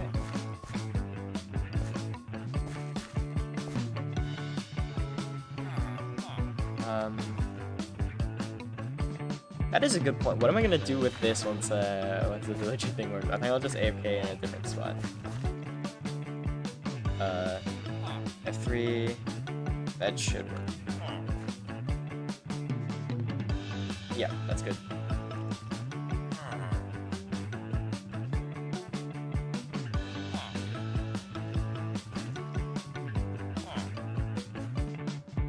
Great. Let's watch this. Hi, and welcome back to Heimlich History. In this video, I'm going to review all of... I don't know if I can actually get copyrighted by this, so I'm just going to quickly mute the stream on the audio part. Unit 1 for AP World History. And this isn't just a review of the facts. I'm actually going to help you compare different civilizations and different situations with one another, because comparison is a historical thinking skill that you have to nail in order to do well in this course. And you should know that this video is part of a larger review course called the AP World History Cram Course. And in the Cram Course, we have unit reviews just like this one for all 9 of the AP World History units. In addition, there's practice multiple choice questions, there's study guides for the videos. If you're interested in that kind of thing, then the link is down below. So the years covered in Unit 1 are 1200 to 1450. First, the big picture. Within this span of years, major civilizations are growing larger. World religions continue to exert a huge influence on life and culture. And there's technological innovations aplenty, like gunpowder and paper. On the other hand, while all these realities are... Did I just hear the... Oh, wait, so my stream was muted, but they just opened the end portal. Okay. So, I don't know what they're doing. Are growing, smaller states, localized religious beliefs, and older technology continue to decline. Okay, that's the big picture. Now let's drill down into the particulars. One of the main themes of Unit 1 is state building. And be careful, because the word state can be very confusing. Like when we say the word state here in America, we mean like Georgia or Nebraska. But in the context of AP World History, that's not what state means. In this context, state means an organized political community under one government. So in that way, Georgia is a state, but then so is the United States. Nebraska is a state, but then so is, like, Canada. So all that to say, a main theme of Unit 1 is how states built themselves up and how they retained control over their varied populations. Alright, now let's get into the comparisons. And here's the question we'll use as our guide. How was the process of state building both similar and different in various parts of the world? Let's start with 2 very contrasty examples, the Song Dynasty in China and the Abbasid Caliphate. During this time, the Song Dynasty was in power in China, and this was considered China's golden age. And this golden age was really just an extension of the golden age that preceded it in the Tang Dynasty. And part of this golden age was the advancement of technology. Among these technologies was gunpowder, which eventually made its way around the world and had an explosive effect. Dad joke! The Chinese also improved upon the Grand Canal, which their friends in the Sui Dynasty began, which had the effect of boosting trade between different regions and maintaining a consistent Chinese culture throughout the territory. Also during this time, there was the introduction of champa rice, which was the kind of rice that matured early, could resist droughts and floods, and could be harvested 3 times a year. And as is always the case, more food equals more babies. This new food technology led to an explosion of population. And in addition to technological advances, the Song Chinese experienced cultural progress as well. One example is the revival of Confucianism. Now, Confucianism served as a powerful cultural stabilizer since its teachings outlined how a society was to be organized. A second example, and related, is the revival and expansion of the civil service examination. This was an examination that a person had to take if they wanted to work in the imperial bureaucracy, and in order to pass it, that person had to be well versed in the Confucian classics. The examination opened up the bureaucratic positions way beyond the nobility and transformed government work into more of a meritocracy. Okay, that's what's going on in Song China during this period. Now let's go all the way to the other side of Asia and see what's going on in the Abbasid Caliphate. While the Chinese flourished during this period, the Abbasid Caliphate was fractured by invaders and falling apart. Even so, new Muslim states arose out of its ashes. The first was in India, known as the Sultanate of Delhi. The Sultanate was a state established by Muslim Turks, and although they indeed gained power in India, they had a very difficult time converting the massive Indian society to Islam. Another Muslim state established during this time was the Mamluk Sultanate in North Africa. The word Mamluk means slave, and that's basically what it was, a slave empire. The Egyptian state enslaved these folks, who were not Muslims, and forced them to serve in the military. But during a period of unrest, the Mamluks overthrew the government and established their own state known as the Mamluk Sultanate. So the point of the comparison is this: the Song Dynasty is flourishing during this period socially, politically, and economically, while the Abbasid Caliphate on the other side of Asia is dying politically, socially, and economically. Alright, let's move around the world to make some more comparisons in state building, but we're going to move a little more quickly, get a little less detail on these than we did in the Song and the Abbasid. In South Asia, you've got the Vijayanagara Empire and you've got the Chola Kingdom. Both of these kingdoms built their states and expanded their influence by means of trade. And if we go over to Africa, we can consider the Kingdom of Mali. If you compare this kingdom to the Empire of Ghana, which preceded it,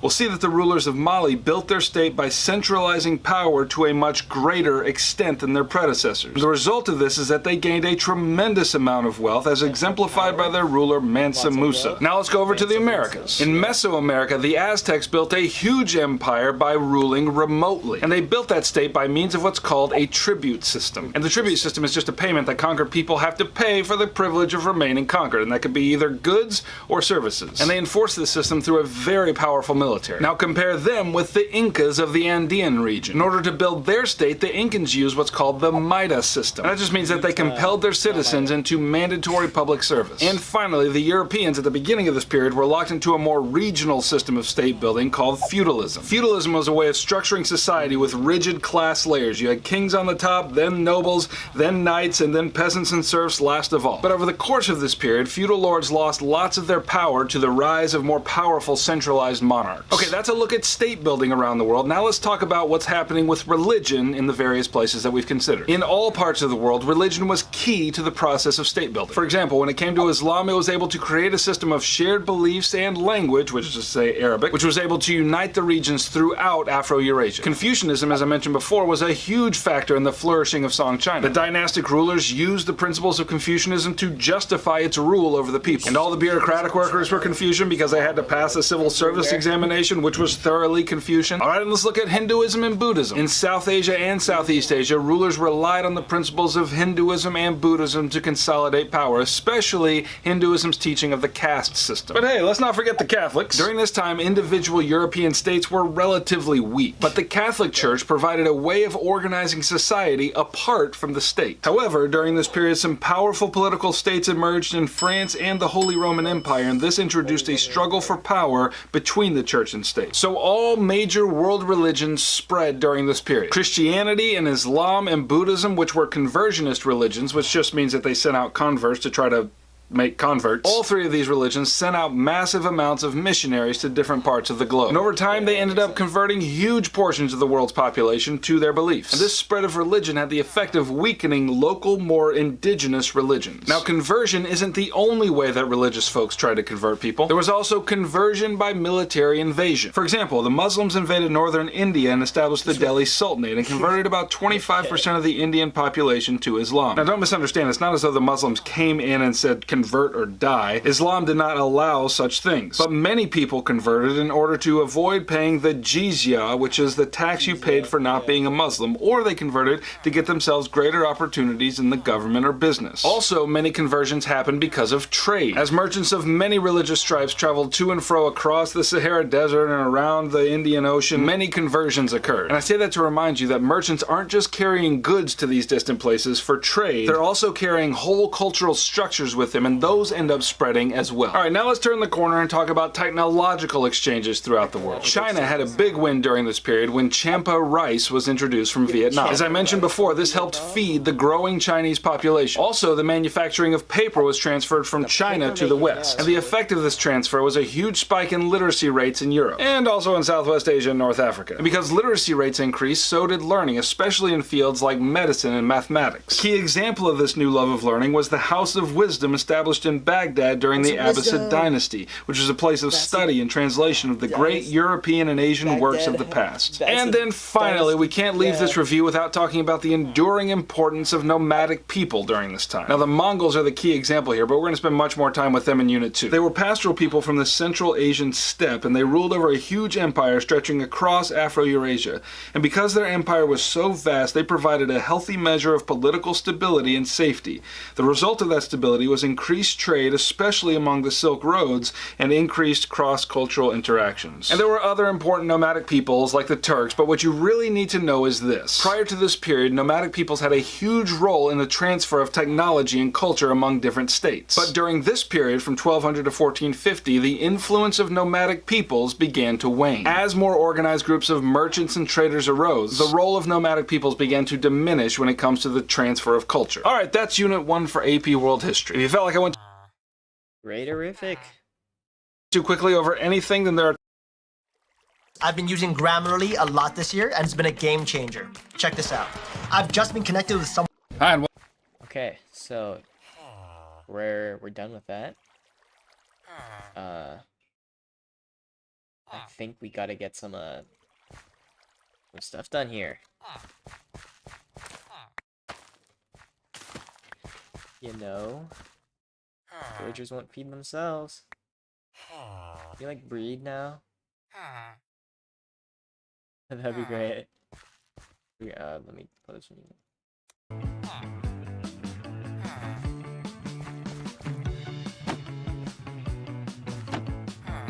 nighttime? Probably is. Okay. We want to find, we can dig this part out a little bit. The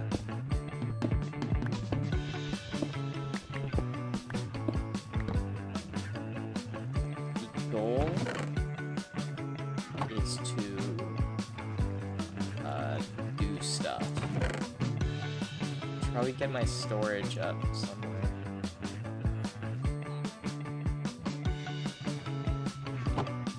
Combine those later. The whole in here instead in case I need it again.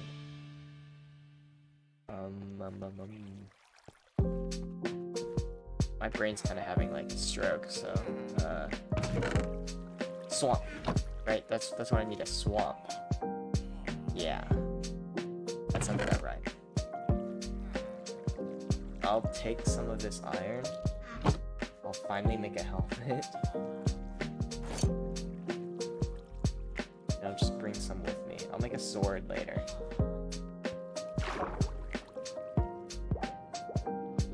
Wait, I should probably empty some of this stuff. I have like a lot of junk in my inventory.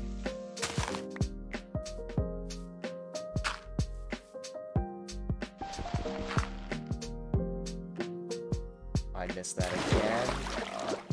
I should not be in charge of this. Okay. I'll put that there. I'll put the leather in there. I don't need gunpowder. At the moment, at least. Put that stuff there. Gravel.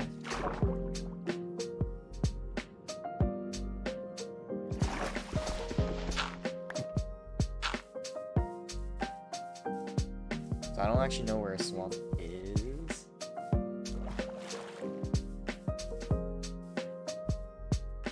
I could probably go ask someone now. I'll kill skeletons on the way there as well.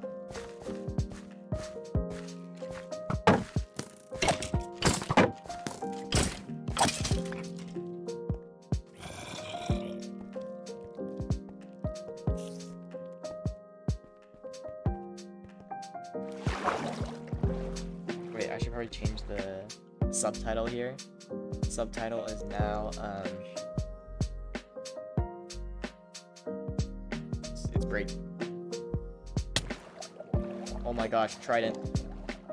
Yikes, that is scary. I could take that guy. I could definitely take that. What am I doing? Okay, come at me.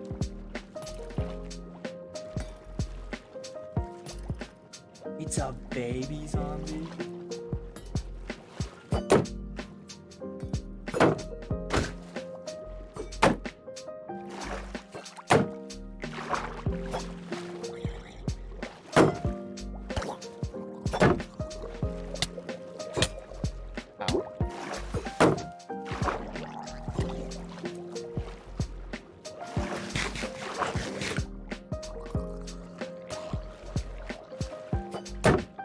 Yo, children should not be doing knives.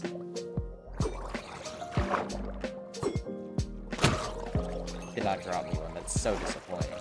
Okay, whatever. Here we go. Also, don't mind that I'm using this account. I'm doing stuff right now. Doing stuff for Kairu. Don't need to worry about it.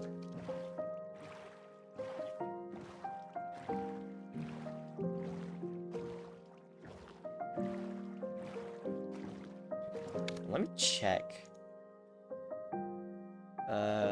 Let's go to chords. Let's hit the swamp.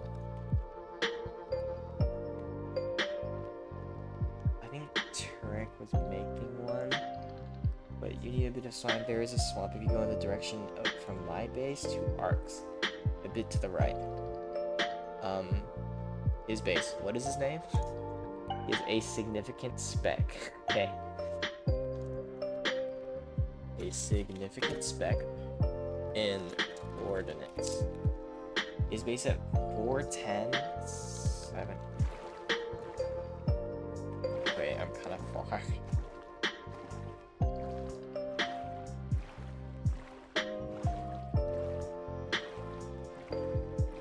No, so it's just in this direction. It's southeast. Anything else worth noting? He's going to Arx base. Arx is a bit to the right. But actually, let me check. Who is Arc?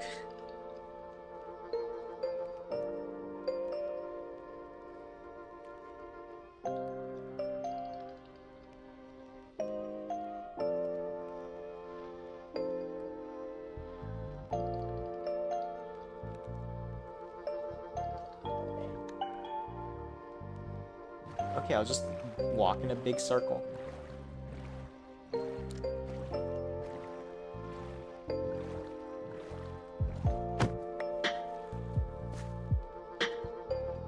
This is...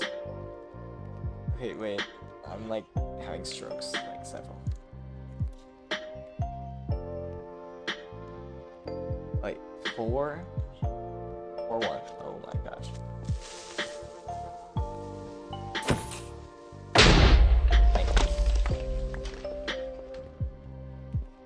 I will be traveling here for a little bit.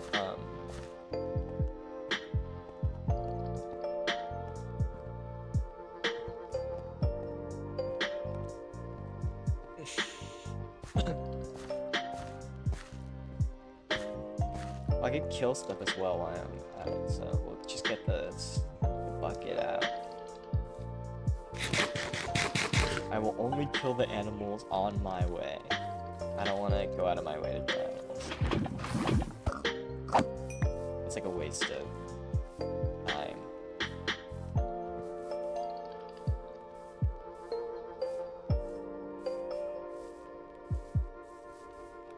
What if I listen to one of the videos while I try to find it?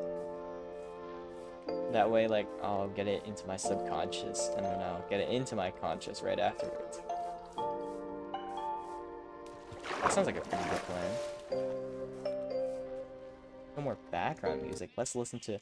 Welcome back to Heimlich History. In this video, I'm going to help you review everything you need to know for Unit 2 of AP World History. And in order to do that, we're going to compare the different intercontinental trade routes and then see what the Mongols had to do with all this business. If you're ready, I'm ready. Let's get to it. So what were the similarities and differences in the different networks of exchange in the period 1200 to 1450? So glad you asked. But slow down, we need to figure out what networks of exchange we're actually talking about here. The major trade routes you need to know for this period are as follows: the Silk Roads, the Indian Ocean routes, and the Trans-Saharan Network. The Silk Roads connected China to Europe while passing through Central Asia and Southwest Asia. The Indian Ocean Network connected East Asia with East Africa and had Southeast Asia, South Asia, and Southwest Asia all in between. The Trans-Saharan routes connected North Africa and the Mediterranean Basin with Sub-Saharan Africa. Okay, so now that we know what we're talking about, what was different and what was similar about these trade routes? And just for poops and giggles, let's start with similarities, and I will name 3. First, the 3 major trade routes were similar because they depended in large part for their existence and their flourishing upon the establishment of large states. And probably the best example of this is when the Mongols controlled all the land across which the Silk Road stretched, but I get ahead of myself. We'll talk about them later. But the point is, when these trade routes were well protected by large states in cooperation with one another, merchants felt safe to travel there. And it's a big deal because when people feel safe, they can start thinking about other things than their safety. And in this case, the other things that they started thinking about was new technology. All these trade routes gave birth to new technologies which helped them transport goods across them at a more efficient speed. New technologies like the magnetic compass, the lateen sail, saddles for camels and horses, and the stern post rudder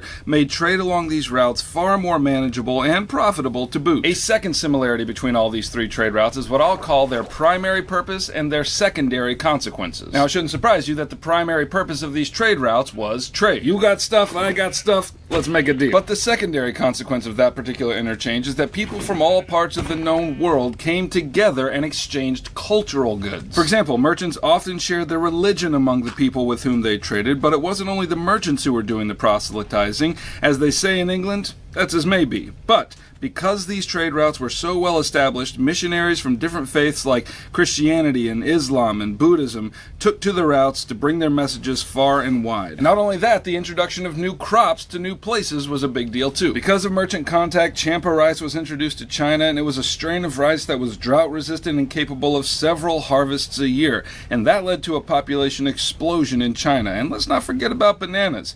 When Indonesian merchants introduced this new fruit to East East African Bantu-speaking people, it led to large-scale migration of those people because now they could move to places that the banana grew instead of staying put where their staple crop, the yam, grew. Yam. Am I the only one who gets a great deal of pleasure out of saying that word?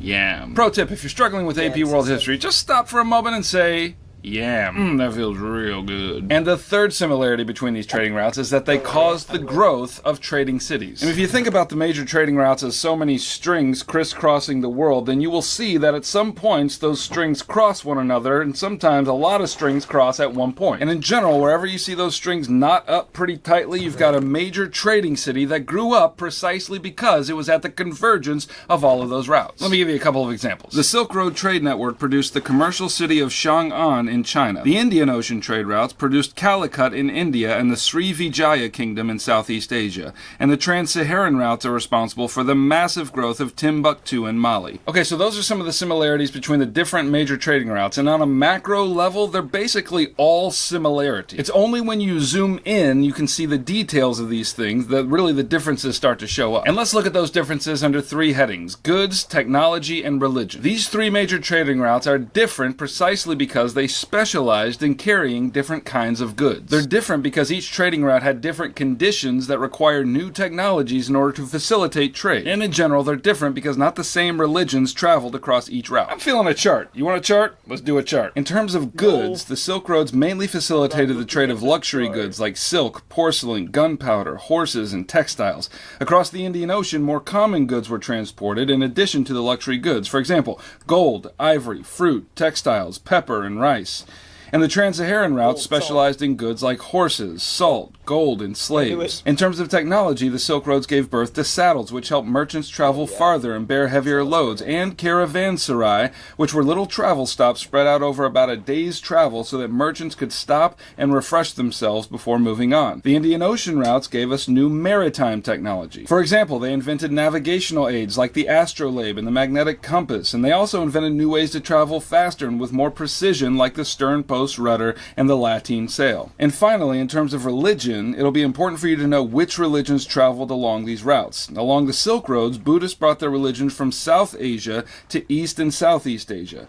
Neo-Confucianism traveled from China to Japan, Korea, and Vietnam.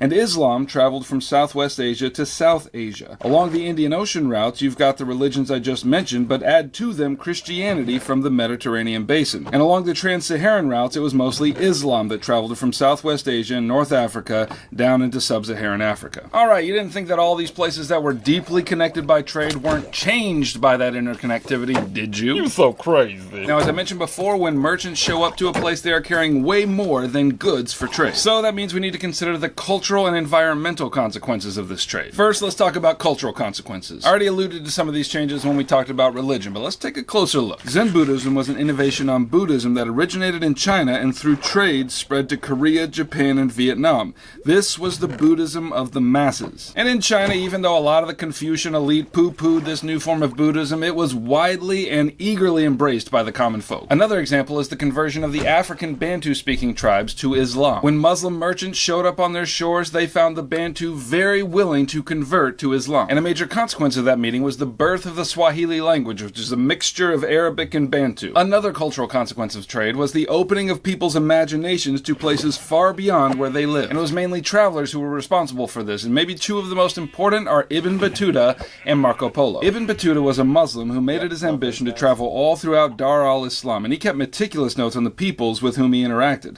Marco Polo was an Italian traveler who found his way over to China and served for a time in the court of Kublai Khan, the emperor of the Yuan dynasty.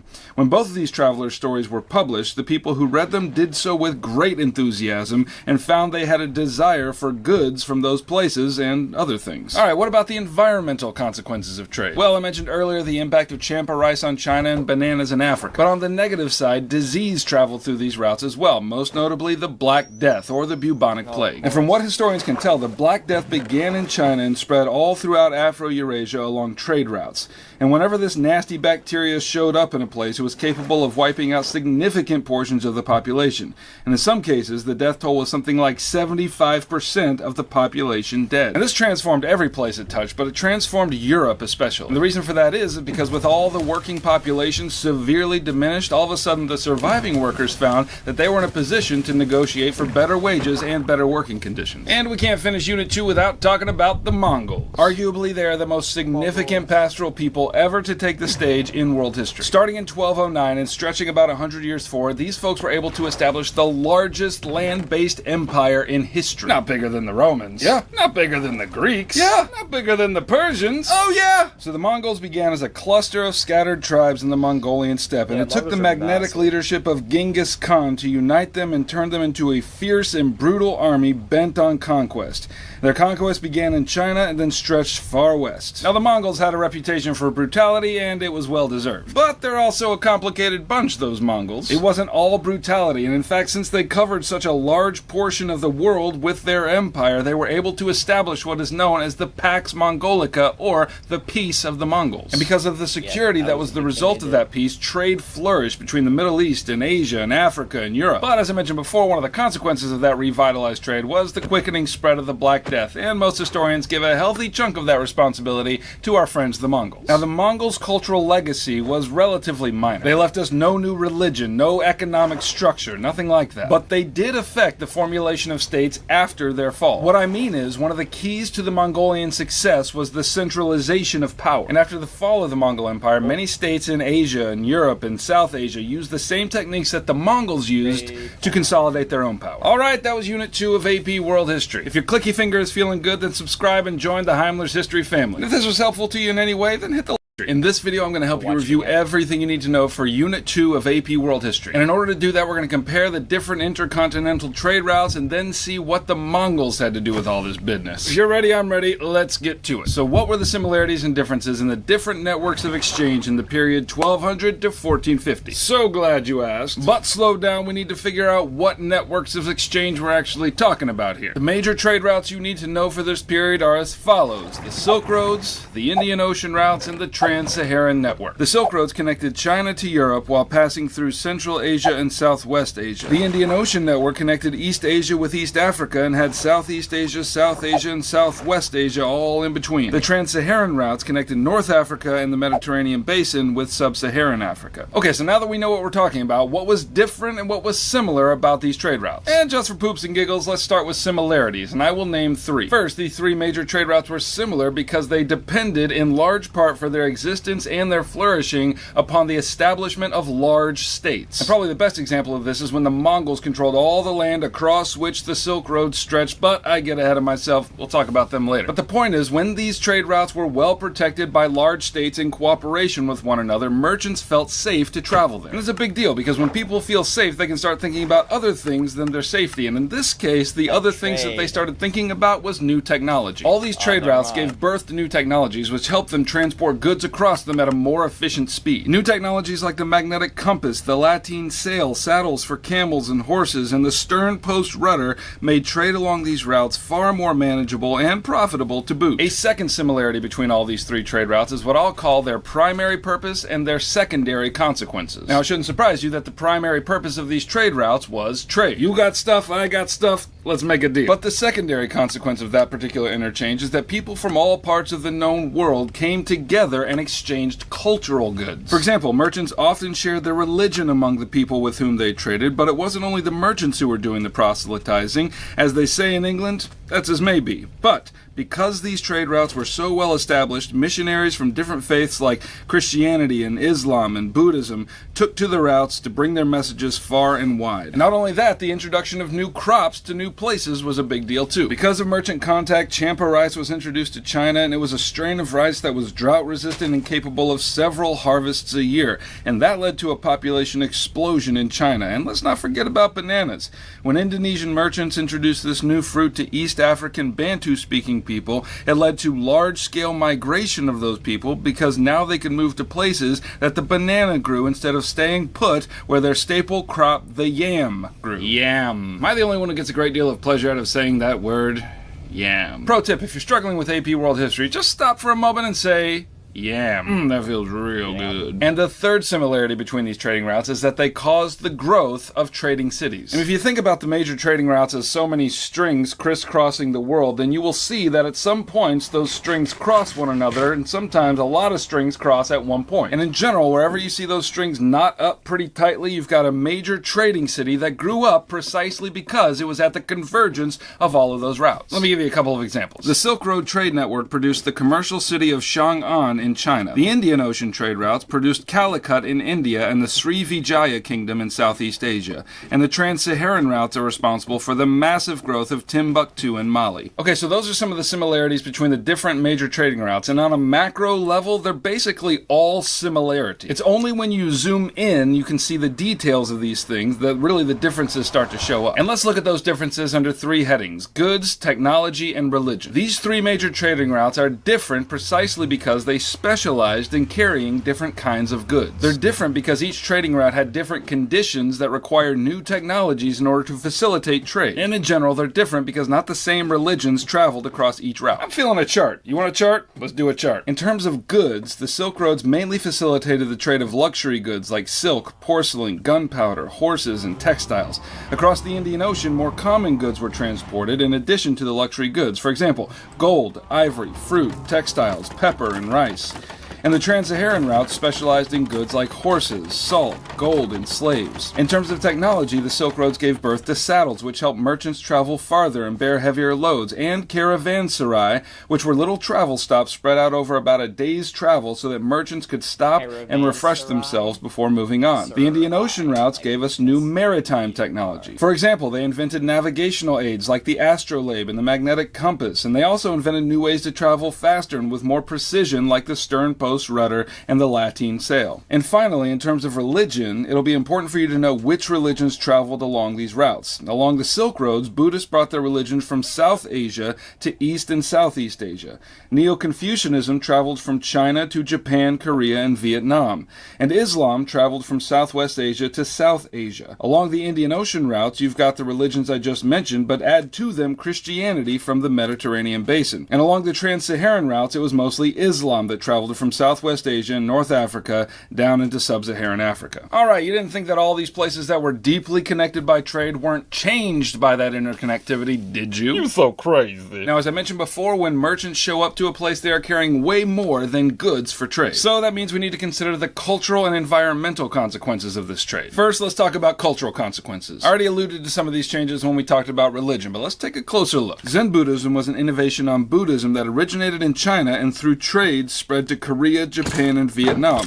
This was the Buddhism of the masses. And in China, even though a lot of the Confucian elite poo-pooed this new form of Buddhism, it was widely and eagerly embraced by the common folk. Another example is the conversion of the African Bantu-speaking tribes to Islam. When Muslim merchants showed up on their shores, they found the Bantu very willing to convert to Islam. And a major consequence of that meeting was the birth of the Swahili language, which is a mixture of Arabic and Bantu. Another cultural consequence of trade was the opening of people's imaginations to places far beyond where they live. And it was mainly travelers who were responsible for this, and maybe two of the most important are Ibn Battuta and Marco Polo. Ibn Battuta was a Muslim who made it his ambition to travel all throughout Dar al-Islam, and he kept meticulous notes on the peoples with whom he interacted.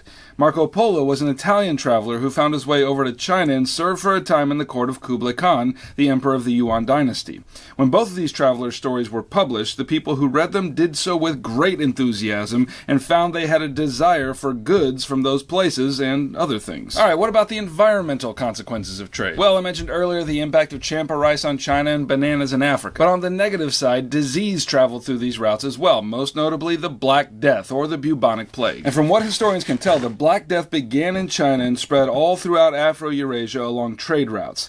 And whenever this nasty bacteria showed up in a place, it was capable of wiping out significant portions of the population. And in some cases, the death toll was something like 75% of the population dead. And this transformed every place it touched, but it transformed Europe especially. And the reason for that is because with all the working population severely diminished, all of a sudden the surviving workers found that they were in a position to negotiate for better wages and better working conditions. And we can't finish Unit 2 without talking about the Mongols. Arguably, they are the most significant pastoral people ever to take the stage in world history. Starting in 1209 and stretching about 100 years forward, these folks were able to establish the largest land-based empire in history. Not bigger than the Romans. Yeah, not bigger bigger than the Greeks. Yeah. Not bigger than the Persians. Oh, yeah. So the Mongols began as a cluster of scattered tribes in the Mongolian steppe, and it took the magnetic leadership of Genghis Khan to unite them and turn them into a fierce and brutal army bent on conquest.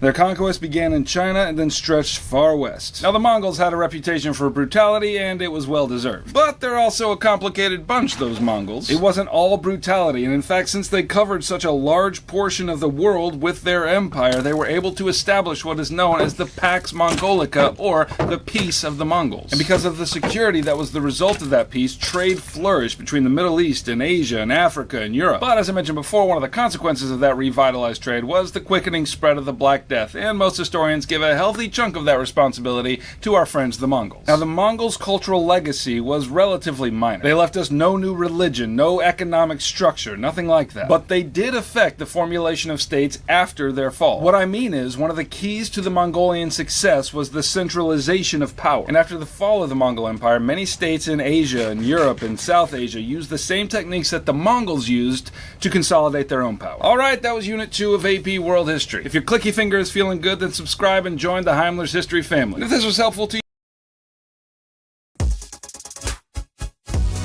Okay, we're doing the next one now. This is Unit 3. Stop asking research. We'll watch this one a few times, and then I'll, like, get And on they are- Minecraft. hi, and welcome back to Heimler's History. In this video, we're going to look at all you need to know about Unit 3 of AP World History. So if you're ready, buckle up, let's get to it.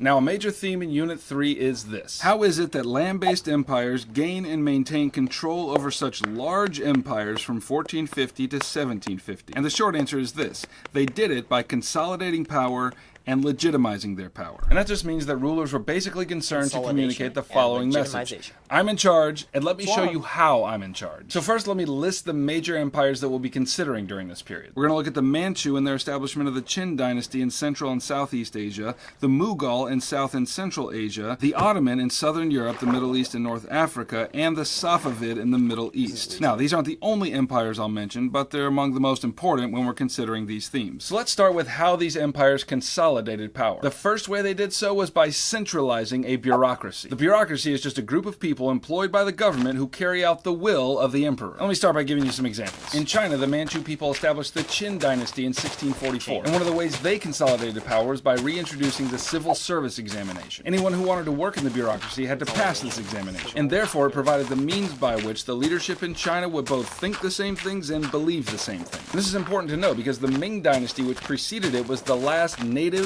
Chinese dynasty. When the Manchu came in to establish the Qin dynasty, they had a lot of incentive to legitimize their power because they were essentially foreigners. The Ottomans consolidated power through the Devshirme system. And this was a system in which the Ottomans enslaved poor Christian boys from southern Europe and the Balkans and made them to serve in their military and their bureaucracy. These enslaved boys received a thorough education in philosophy and politics and art, and once they were educated, some of them joined the Janissaries, which was an elite force in the army, or they became bureaucratic workers, and some of them even rose to the highest ranks of government. Either way, these folks ended up being fiercely loyal to the Sultan. Okay, let's go over to the Songhai Empire. The Songhai rulers consolidated their power essentially in three ways: by controlling trade routes, alliances, and military expansion. Additionally, their kings put their power on display through court rituals. If you had been there, you would have seen a king on a platform surrounded by 700 eunuchs, and if you wanted to approach, you had to do so face down on the ground. And that is a way of convincing you who's in charge. Now, there is an exception to this centralizing of power through bureaucracy, and that's our friends in the Aztec Empire. Now, their empire was still pretty massive, but they relied less on centralized power. The way they consolidated power was through something called a tribute system. This manner of ruling meant that the conquered peoples, or tribute states, owed certain goods to the conquerors on a regular basis. And the result of this is that the Aztecs could rule a diverse empire without being directly present. Okay, the Aztecs being accepted, it was pretty common for empires during this period to consolidate power by creating a bureaucracy. Okay, I've already mentioned some uses of the bureaucracy. What else is a bureaucracy good for? You know what it is. Collecting taxes. I mean, come on, border expansion, enslaving foreign peoples, giant palaces full of emperor swag.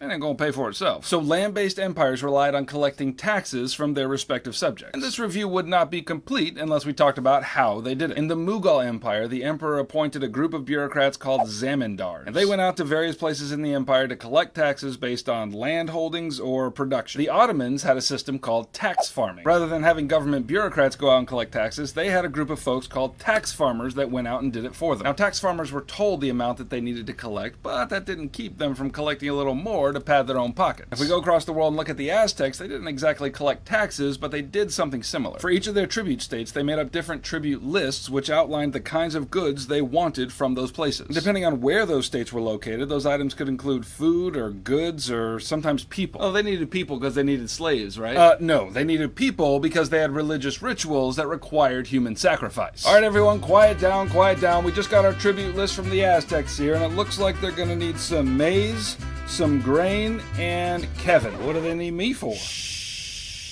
Okay, one other thing that taxes are good for is supporting giant military complexes, and that's another thing that land-based emperors did to consolidate power during this time. Eurasian empires relied on gunpowder-based weapons to blow people up and secure a healthy amount of intimidation.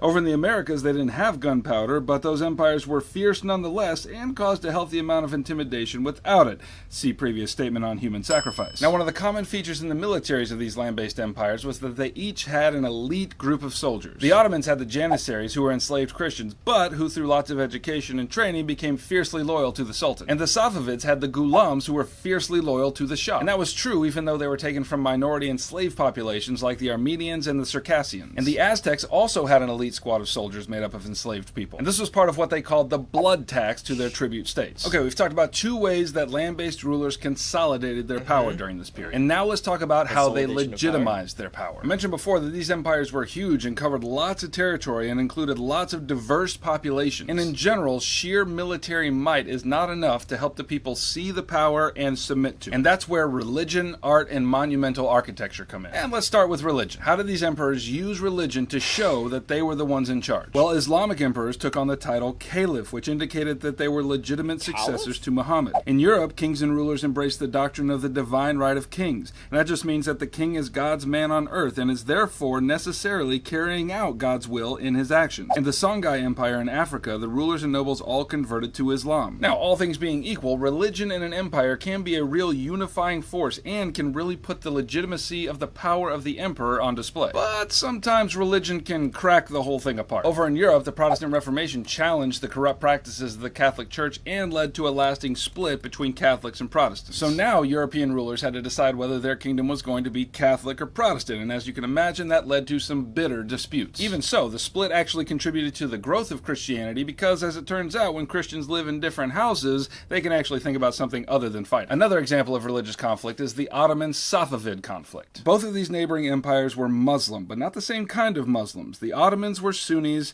and the Safavids were Shia. Yeah, it's a Shia sandwich. We got Ottoman, Safavid, and Mughals. Mughals are in India. Ottomans are in Mediterranean, and Safavids are in the in between there. It's like Middle East-ish.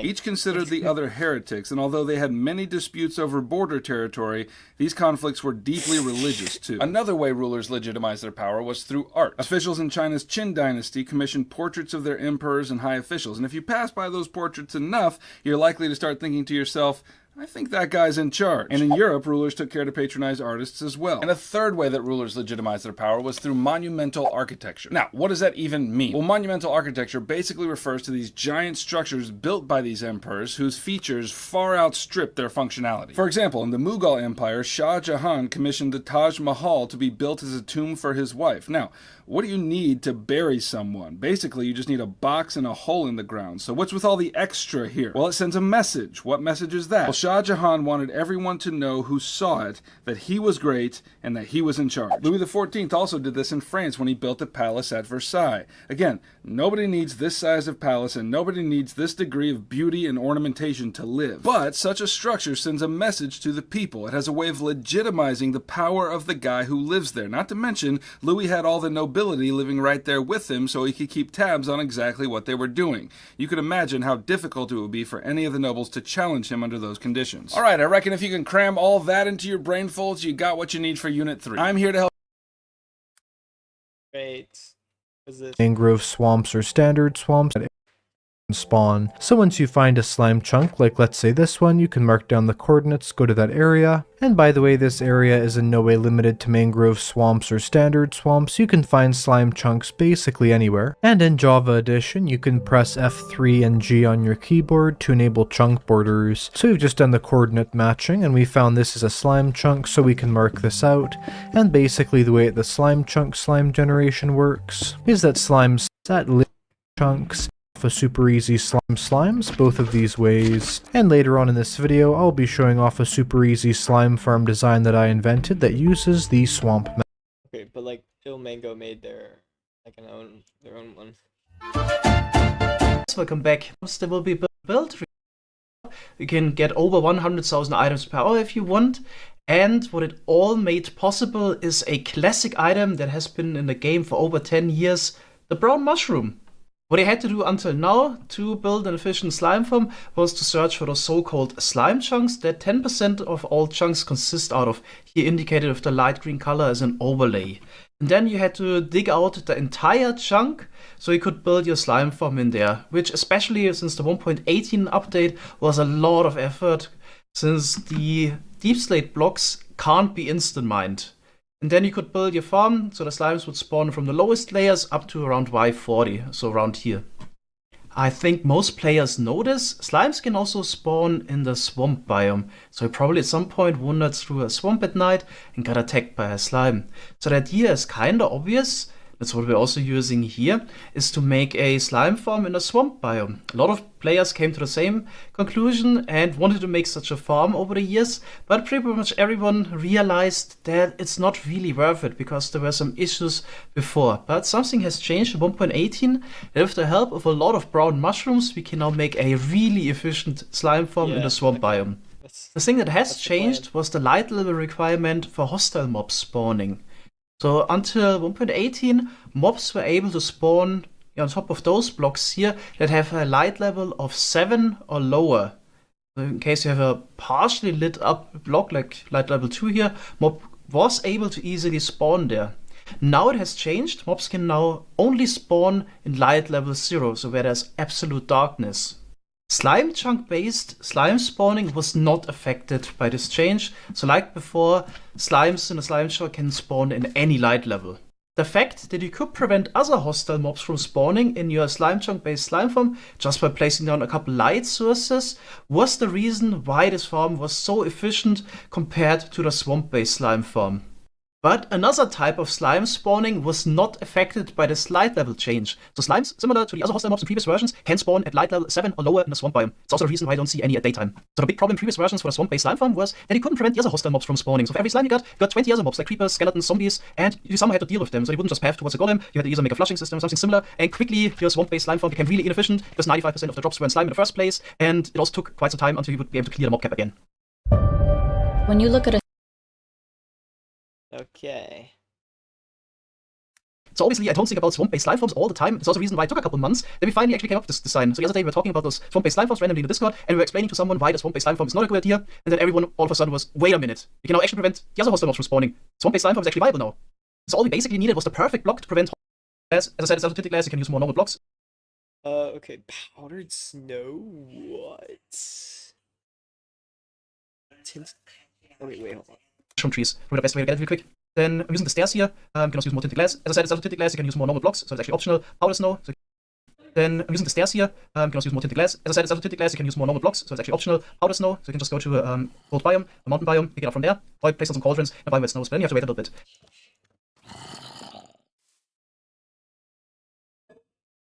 Full moon. I guess it's time for killing.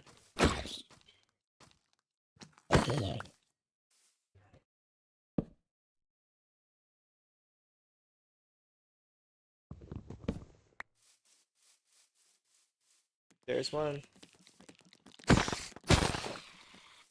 No.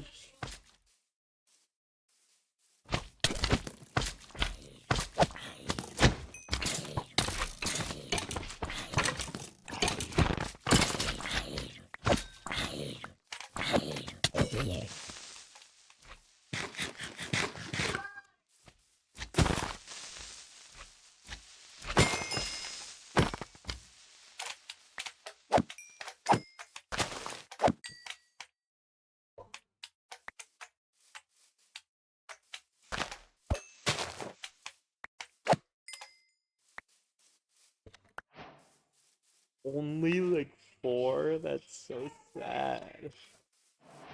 Yeah, I'm gonna need this slime farm. There's no way I'm gonna be able to get enough slime. Ooh.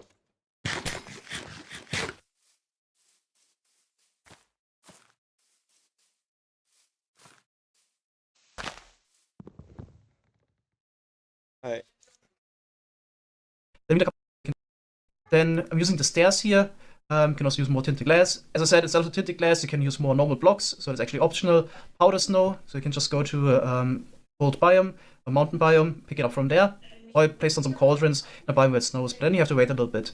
Then we need a couple fences, 4 torches, 4 water buckets. Actually, 1 is enough, we get 4 ice blocks, 1 fence gate, 1 hopper, 1 trapdoor. Doesn't need to be iron, can be also wooden one, and 1 campfire or a soul campfire. What's not on the list, but something you should also get, would be the 4 iron blocks in the carved pumpkin for the iron golem. And at the end, you probably want to get up to your AFK spot, so it would be probably a good idea to bring 2 stacks of scaffolding. If you don't have it, you can also just fill up with dirt blocks instead. Okay, so let's start building this. You might need to chop down some trees that are in the way, so I marked out a 33 by 33 area, chop down the trees on the inside. Okay, so let's start building. I made a little 33 by 33 area.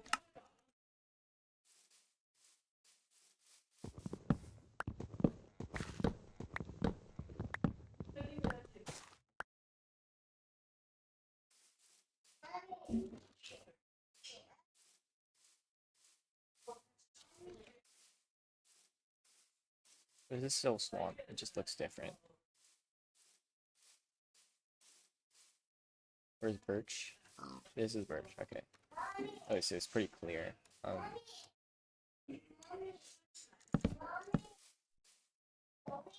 1, 2, 3, 4, 5, 6, 7, 8, 9, 10, 11, 12, 13, 14, 15, 16, 17, 18, 20, 21, 22, 23, 24, 25, 26, 27, 28, 9, 30, 31, 32, 33.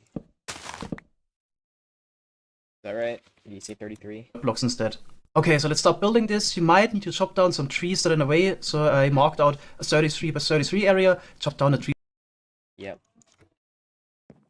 So 1, 2, 3, 4, 5, 6, 7, 8, 9, 10, 11, 12, 13, 14, 15, 16, 17, 18, 19, 20, 21, 22, 23, 24, 25, 26, 27, 28, 29, 30, 31, 32, 33.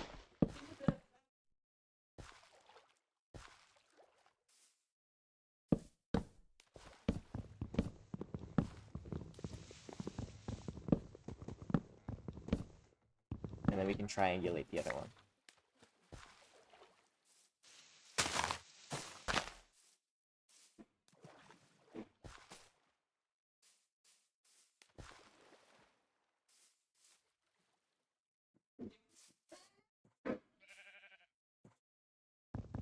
Oh wait, was it really that small?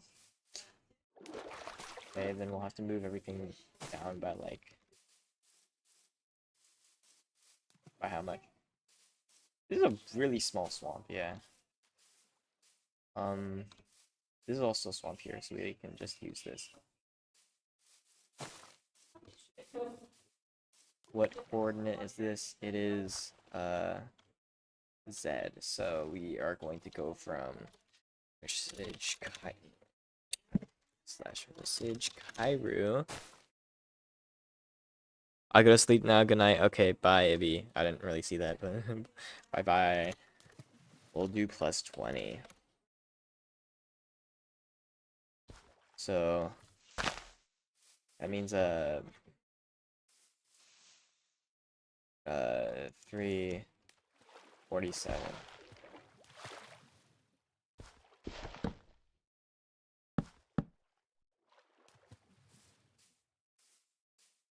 So we'll move everything by that much in the Z direction.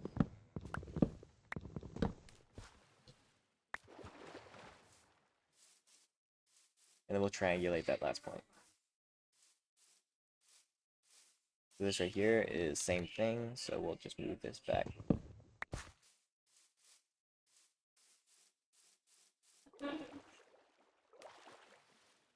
Oh, barely.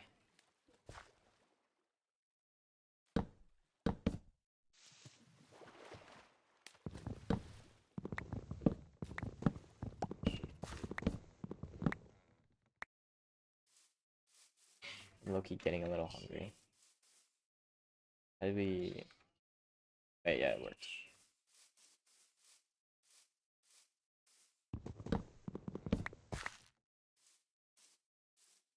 What coordinate is this? This coordinate is 95. So that means that it will be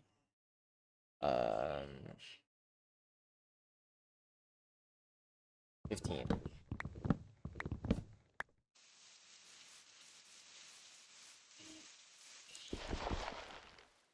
Here.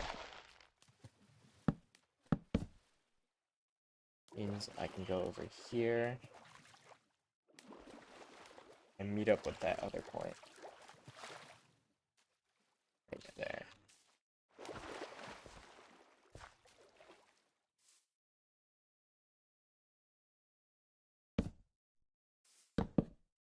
Right?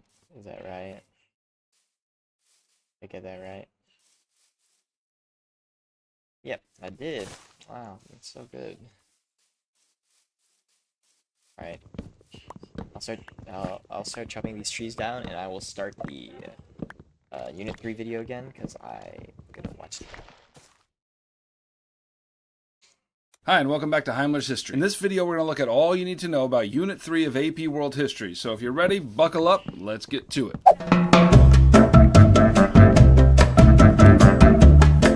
Now, a major theme in Unit 3 is this. How is it that land-based empires gain and maintain control over such large empires from 1450 to 1750? And the short answer is this. They did it by consolidating power and legitimizing their power. And that just means that rulers were basically concerned to communicate the following message. I'm in charge, and let me show you how I'm in charge. So first, let me list the major empires that we'll be considering during this period. We're going to look at the Manchu and their establishment of the Qin dynasty in Central and Southeast Asia, the Mughal in South and Central Asia, the Ottoman in Southern Europe, the Middle East and North Africa, and the Safavid in the Middle East. Now, these aren't the only empires I'll mention, but they're among the most important when we're considering these themes. So let's start with how these empires consolidated power. The first way they did so was by centralizing a bureaucracy. The bureaucracy is just a group of people employed by the government who carry out the will of the emperor. Let me start by giving you some examples. In China, the Manchu people established the Qin dynasty in 1644, and one of the ways they consolidated power was by reintroducing the civil service examination. Anyone who wanted to work in the bureaucracy had to pass this examination, and therefore it provided the means by which the leadership in China would both think the same things and believe the same thing. This is important to know because the Ming dynasty, which preceded it, was the last native Chinese dynasty. And when the Manchu came in to establish the Qin dynasty, they had a lot of incentive to legitimize their power because they were essentially foreigners. The Ottomans consolidated power through the Devshirme system. And this was a system in which the Ottomans enslaved poor Christian boys from southern Europe and the Balkans and made them to serve in their military and their bureaucracy. These enslaved boys received a thorough education in philosophy and politics and art, and once they were educated, some of them joined the Janissaries, which was an elite force in the army, or they became bureaucratic workers, and some of them even rose to the highest ranks of government. Either way, these folks ended up being fiercely loyal to the Sultan. Okay, let's go over to the Songhai Empire. The Songhai rulers consolidated their power essentially in three ways: by controlling trade routes, alliances, and military expansion. Additionally, their kings put their power on display through court rituals. If you had been there, you would have seen a king on a platform surrounded by 700 eunuchs, and if you wanted to approach, you had to do so face down on the ground. And that is a way of convincing you who's in charge. Now, there is an exception to this centralizing of power through bureaucracy, and that's our friends in the Aztec Empire. Now, their empire was still pretty massive, but they relied less on centralized power. The way they consolidated power was through something called a tribute system.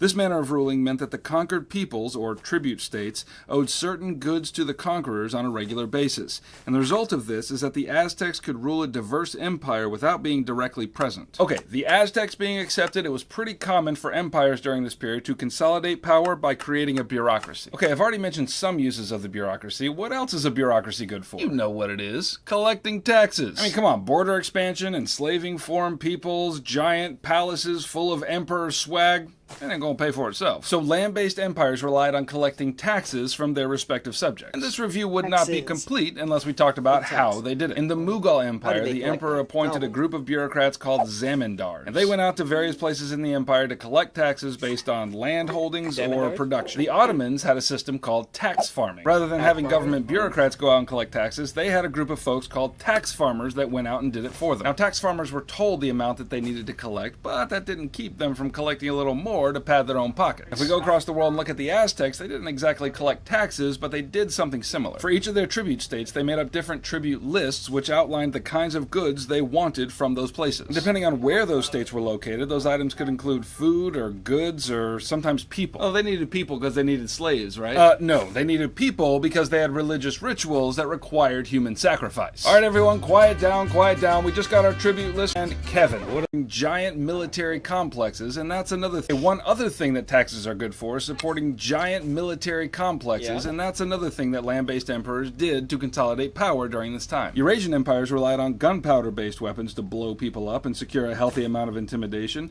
Over in the Americas, they didn't have gunpowder, but those empires were fierce nonetheless and caused a healthy amount of intimidation without it. See previous statement on human sacrifice. Now, one of the common features in the militaries of these land-based empires was that they each had an elite group of soldiers. The Ottomans had the Janissaries, who were enslaved Christians, but who through lots of education and training became fiercely loyal to the Sultan. And the Safavids had the Ghulams, who were fiercely loyal to the Shah. And that was true, fiercely loyal to the Sultan. And the Safavids had the Ghulams. Oh wait, so we had the Mughals, right? But who through lots of had an elite group of... Now, one of the common features in the militaries of these land-based empires was that they each had an elite group of soldiers. The Ottomans had the Janissaries. Ottomans, Janissaries, right? OJ, Ottoman, Janissaries, Devshirme.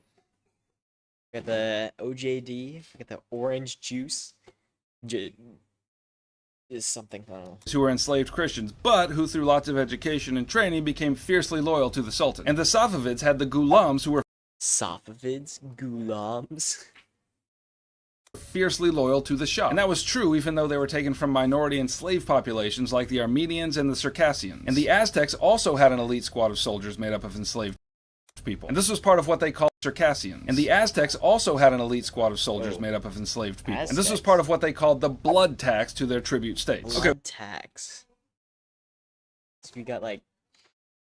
We've talked about two ways that land-based rulers consolidated their power during this period. And now let's talk about how they legitimized their power. I mentioned before that these empires were huge and covered lots of territory and included lots of diverse populations. And in general, sheer military might is not enough to help the people see the power and submit to it. And that's where religion, art, and monumental architecture come in. And let's start with religion. How did these emperors use religion to show that they were the ones in charge? Well, Islamic emperors took on the title caliph, which indicated that they were legitimate successors to Muhammad. In Europe, kings and rulers embraced the doctrine of the divine right of kings, and that just means that the king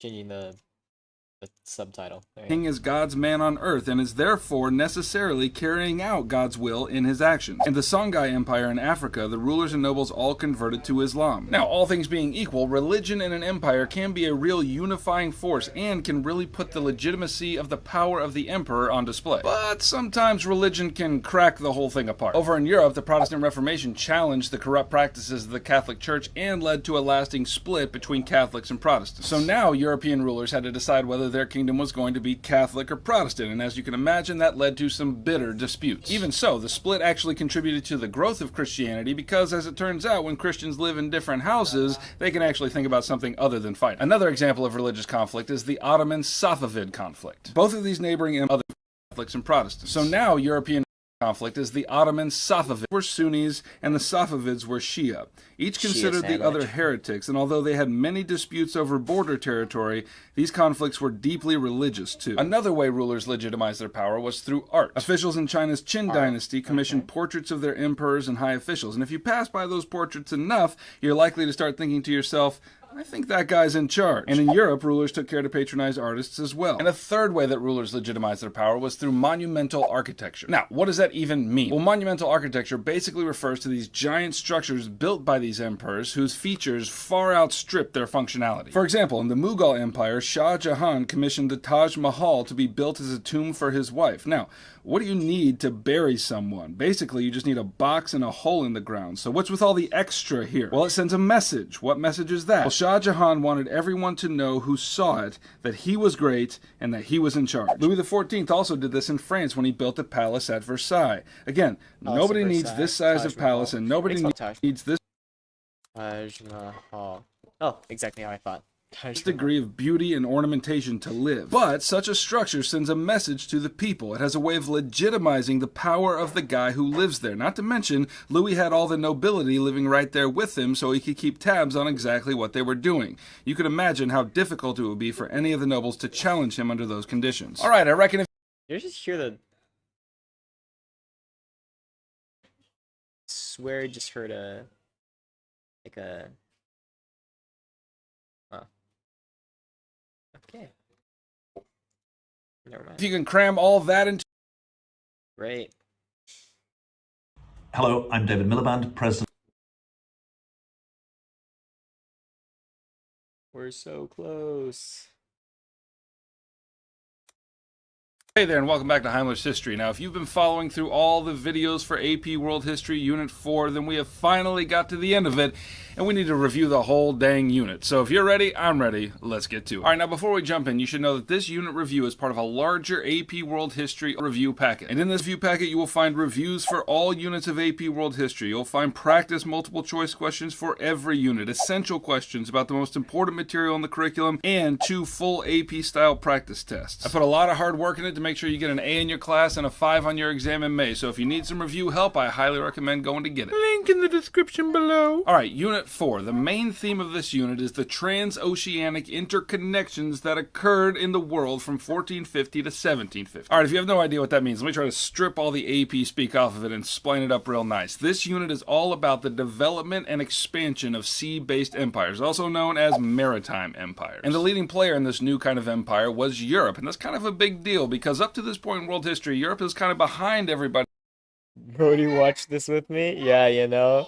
Gotta lock in. Gotta lock in, bruh. I gotta... I'm, what's it called? I'm afking for slimes while I else in terms of economics and empire building. But during this period, Europeans assumed a primary place on the world stage as an imperial power to be reckoned with. Now, how did they do that? Well, the first answer is the advancement of technology, especially maritime technology. One advance was the creation of new kinds of ships, like the flute, the caravel, and the carrack. The what, and the what? The flute, the caravel, and the carrack. Now, what's important to know about these ships is that they were smaller, faster, and much cheaper to build, and much nimbler on the seas. Additionally, these were strictly merchant ships. Now, the general practice up to this time was to build merchant ships that could be converted into warships if needed. But starting with the Portuguese, the great innovation was to make these trading ships only, and that's why they were cheaper. And one of the reasons they were faster and more nimble was the introduction of the lateen sail. This was a triangular sail that allowed sailors to harness wind on both sides of the boat instead of just waiting for it to blow from behind. Now, this was not a European invention. The Arabs and the Chinese had been using them for a long time before this. The Europeans are just now catching up. And there were also navigational technologies that made it possible to sail greater distances. Improved astronomical charts enabled sailors to reckon their positions on the seas. The astrolabe and the magnetic compass made it possible to pinpoint a ship's exact location as it sailed. Now again, Europeans didn't invent these technologies, they just harnessed their power for their own purposes during this time. And all this made it possible for Europeans to venture out into the Atlantic Ocean to search for a sea route to Asia. And the reason why they wanted to do that is because Muslims controlled most of the land-based trade routes, and that made it impossible for Europeans to establish trade on their own terms. Now, as the Europeans took to the sea and sailed west, it turns out that they ran smack into a continent that they didn't know existed, namely the Americas. And it was Christopher Columbus who was the first to make this discovery of the new land unknown to the Europeans. And I know that's arguable because, you know, the Vikings and some people say the Chinese discovered America, but, you know, for our purposes, it's Christopher Columbus. And he landed in the Caribbean islands and sparked a massive global change which is known as the Columbian Exchange. And essentially, the Columbian Exchange was a biological exchange of animals, people, food, and diseases between the eastern and western hemispheres. Now, it's going to be important for you to know at least some Potatoes. specific examples of some of those exchanges that took place across the Atlantic, and maybe Horses disease and is the most important. pigs, The I Europeans brought smallpox with them, and when Smallpox, that yep. disease began to spread among the natives of the Americas, the consequences were devastating. Somewhere in the neighborhood of 50 to 90% of the native population was killed by the disease. But in happier news, the natives of America sent syphilis back with the Europeans to spread among themselves. Now, there's some debate scientifically on whether the syphilis actually came from the Native Americans, but that's at least the story that the Europeans told themselves. In terms of food and animals, Europe introduced sugar and horses to the Americas. And the Americas sent potatoes and maize and guinea pigs back to Europe. And that's not even close to everything that exchanged during this period, but those are a few specifics that you can hold on to. Now let's finish this section by talking about the exchange of people. And one of the most significant exchanges of people during this period was in the Atlantic slave trade. Once the colonizing Europeans realized that the climate in the Americas made for great agriculture, and once they failed miserably to make other systems of labor work, they turned to the importation of enslaved people from Africa. And this was a system known as chattel slavery, and chattel just means property. And so this was a kind of slavery in which people became the property of those that bought them. And this system of labor turned out to be the best solution for the European aims in the Americas. The Europeans had tried to enslave the natives to do their work, but the natives had the unthinkable gall to start dying in massive numbers from the European diseases. How dare you? And since we're talking about coerced labor systems in the Americas, I should tell you about a few that the Europeans tried in order to get the natives to work for them. First, let's talk about the encomienda system. Under this system, Spanish conquistadors were tasked with protecting a group of natives, and in exchange for that protection, they could force them to work on their land. Protection for work. Okay, because I never actually got this. So encomienda, right? It's the okay. It's exchange for protection for labor. Got it. Second system is called hacienda. And under this system, many of the Spanish landowners turned their encomiendas, or their little land grants, into huge plantations, and guess who got to do the work? Neither of these systems worked out for long, and so then So haciendas were like the plantations. Okay, hacienda plantation and encomienda protection for work. and they borrowed from the Incans the Midas system. Now, under the Incan rulers, the Midas system was used to coerce labor for public projects. And this only occurred for a certain amount of days throughout the year. So the Spanish looked around and said, that's a pretty good idea. We're going to do that. So they coerced men to labor for them for a certain amount of time. But the big difference was the Incan Midas system was done for the sake of public works, but the Spanish version of it was done for the sake of private gain. Now, Oh, would you look at that? That's a change. That's like a change. That's big.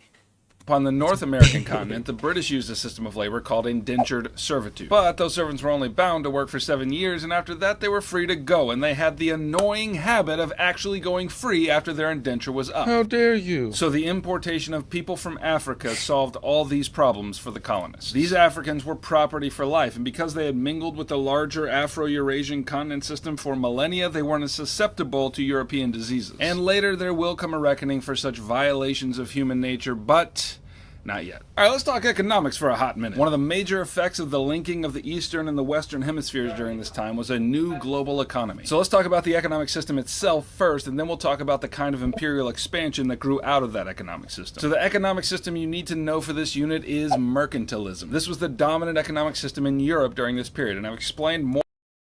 Okay, wait. It's that time. That means it's time to get some slimes.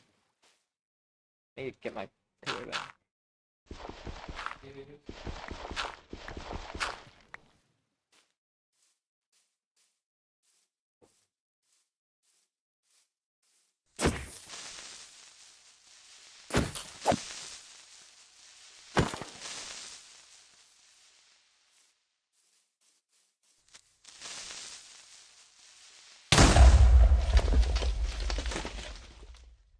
So,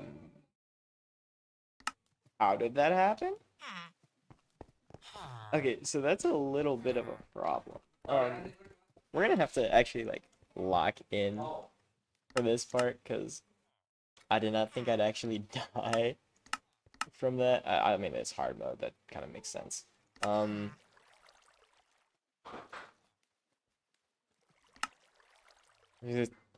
distance. There you go.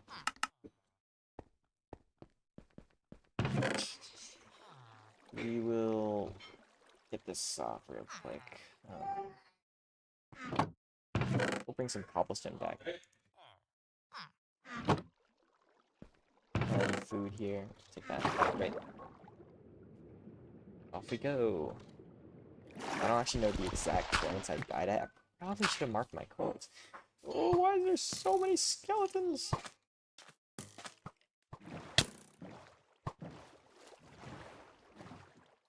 Okay, so we went positive, positive, and then we went off. Yeah, past the cross, and then yeah, down, down, this direction. Yeah.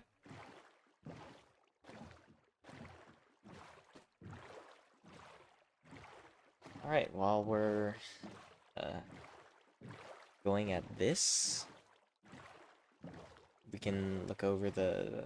Okay, let's see if okay. So Encomienda is the Encomienda and Hacienda labor systems are connected with the Inca Midas system, where there's coerced labor. Yeah, we got indentured servitude, we got Encomienda, we got Mida, we got Hacienda, and then we got the tributary. I think that kind of worked as a labor. I doubt it though. Of course, like slavery, and there was one last one that I don't remember.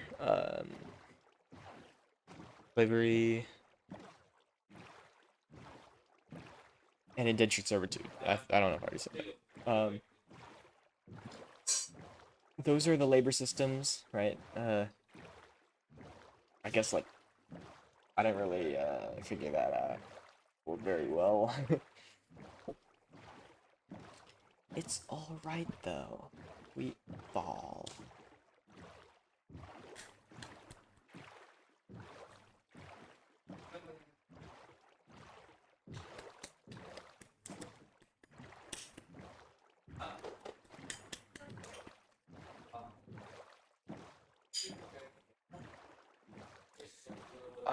How did I die? I was literally covered by the tree. That should have blocked like most of it, at least. Alright, learn my lesson. Don't trust the game. I'll probably die to a creeper.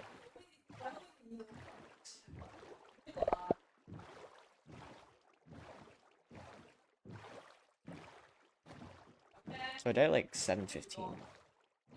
So like, let's just hope that no one's like flying over and then picking up where all my stuff.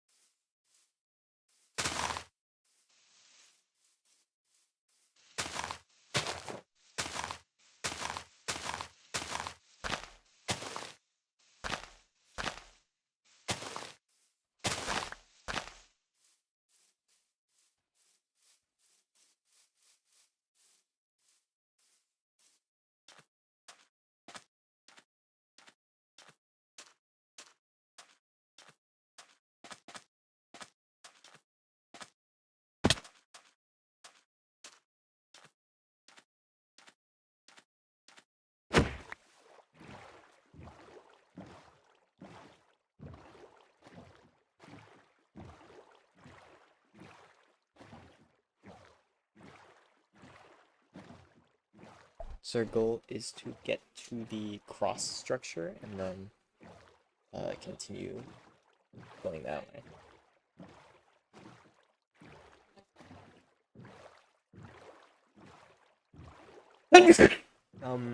What?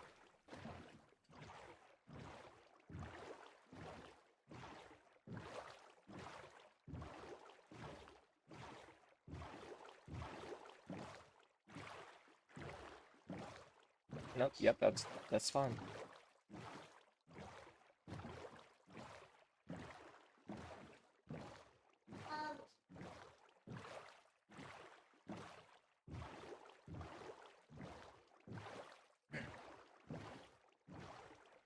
That means the thing should be around here. The cross should be at least.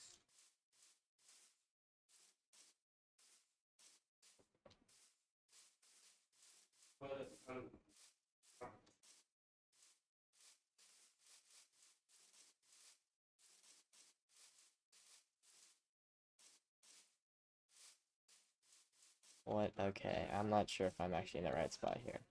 I do not remember this. Oh wait, no, there's a cross. Okay. It's very dangerous. Oh, I feel really bad now. Okay, bye.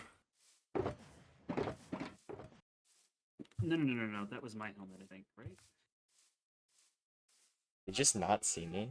It's kind of crazy.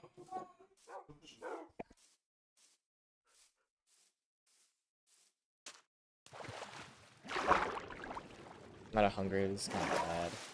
Let me go back into the stream to see where I died.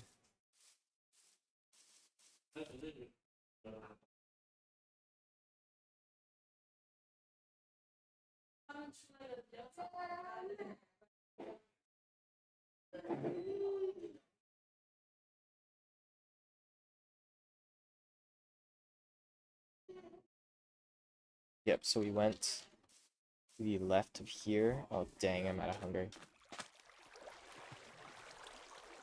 And we went into the birch forest.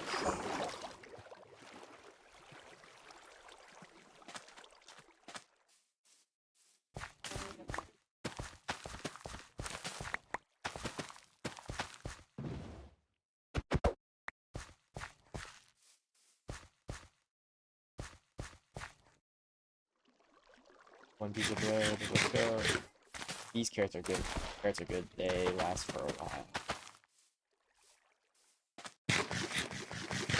We went into the forest here. Into the dark forest.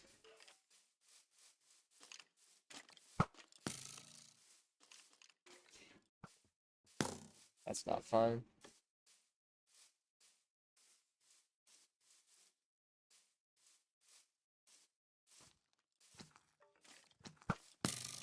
Oh, that'd be great if they slept. That would be wonderful, magnificent. Great. So we went past here.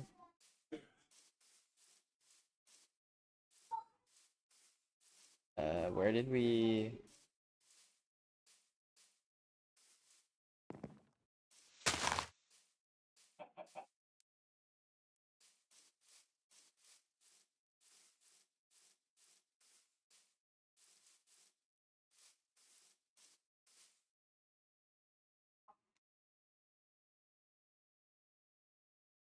All right. Putting the stream up here so I can see it.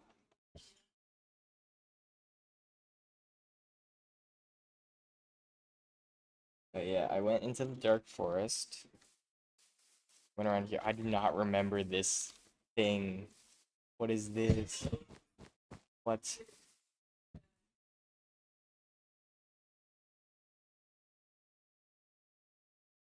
I reached an island. Oh my gosh.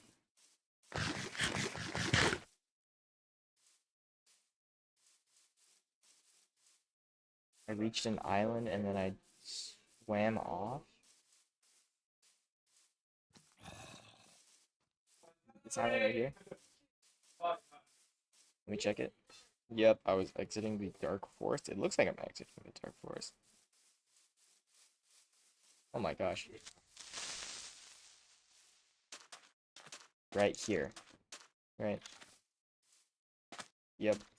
Came here. My stream end.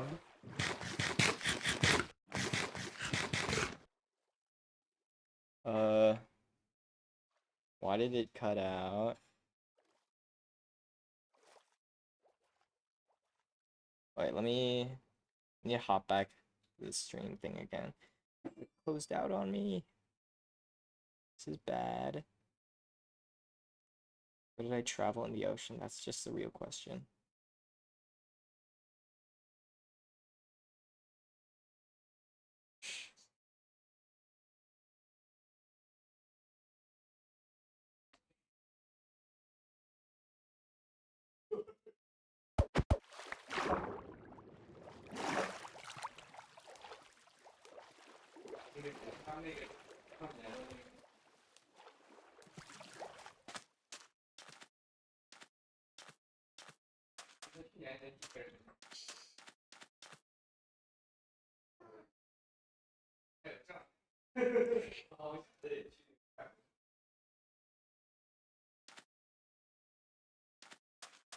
Oak tree? Is it this?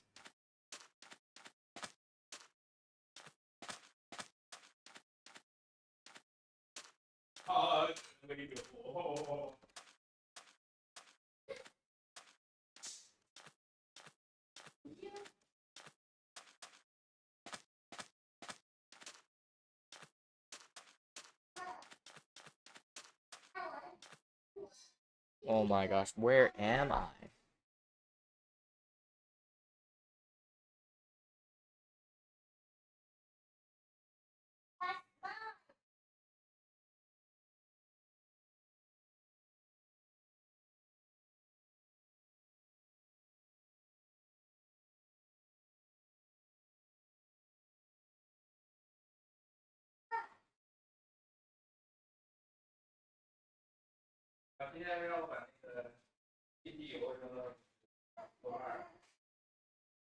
Oh wait, I'm not there yet. Okay, wait. I have to pass the cross.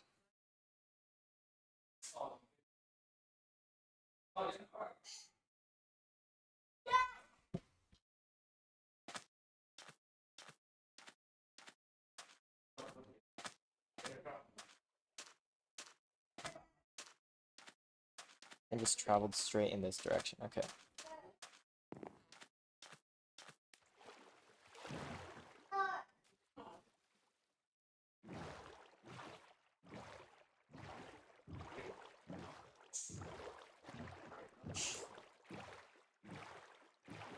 Great.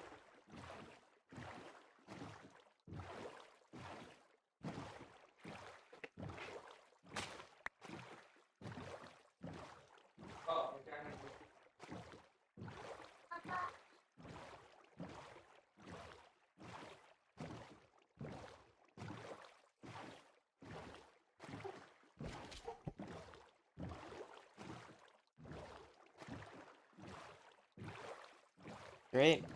We're here. Okay, that was a lot shorter than I expected. Hopefully my stuff is still here. It's not, rip. Rip 6 diamonds.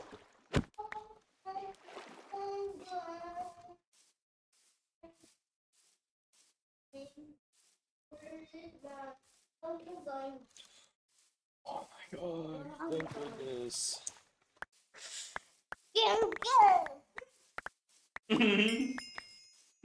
My gosh, I have so much stuff on me. It would have actually sucked so bad if I lost that. Expensive stuff in the chest.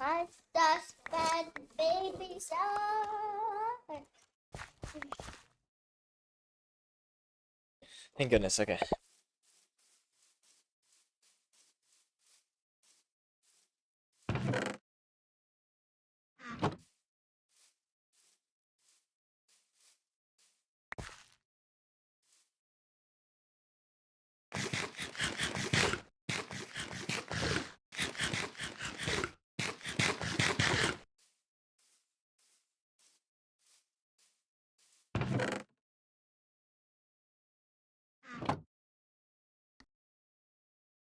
Alright, we'll lock in. We'll lock in. Lock in.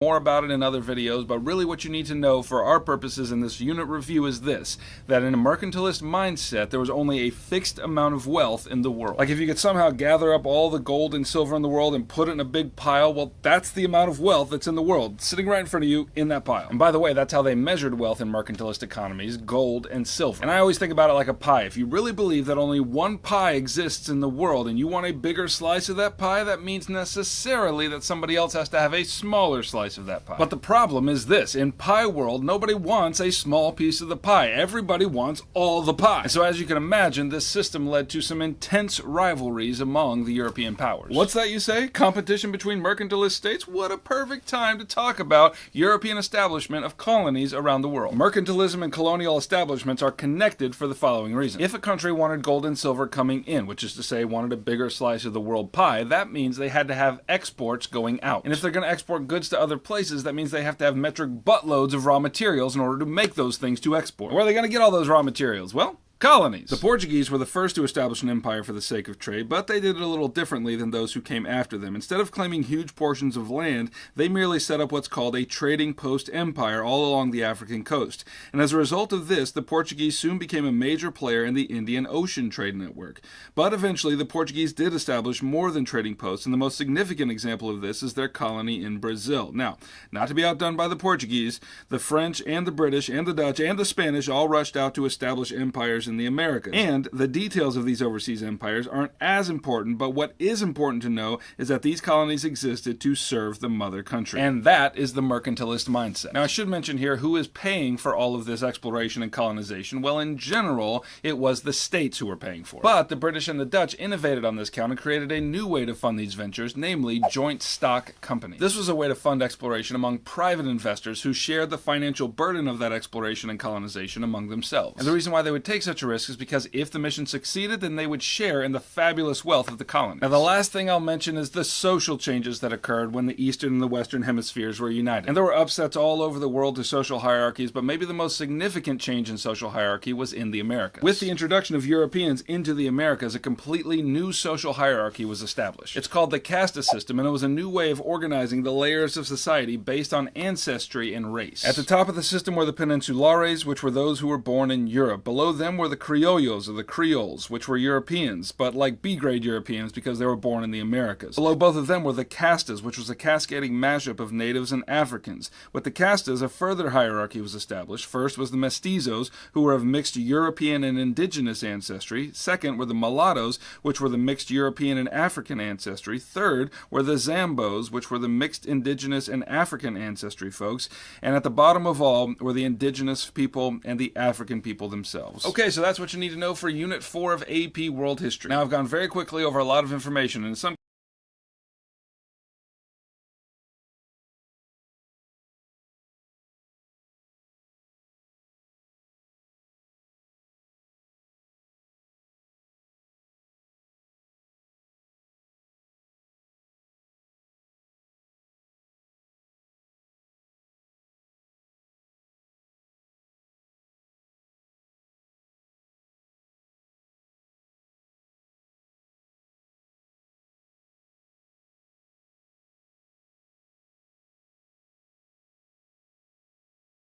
Oh wait,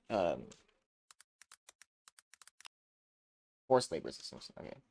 I'm gonna quickly go do stuff. So, I guess stay put.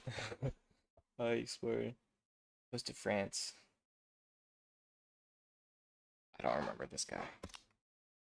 Okay.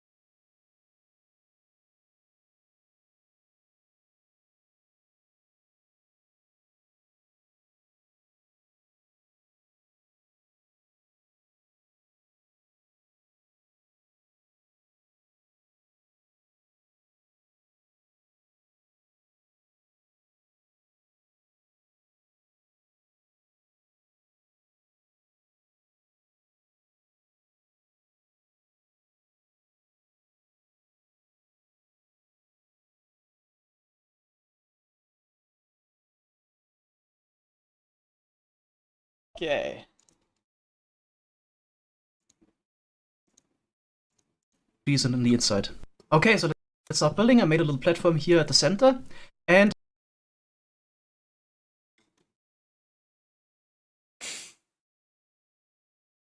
Yeah, so if it's in the middle, it'd be like a... Where is this?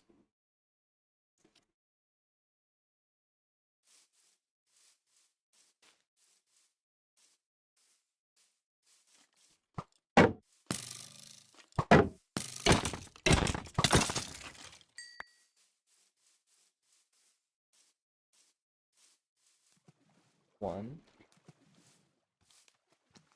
two, three, 4, 5, 6, 7, 8, 9, 10. This is 10? Right. I'm having trouble doing math in my head. 11, 12, 13, 14, 15, 16, the middle block. My bad, I'm at the one next to it.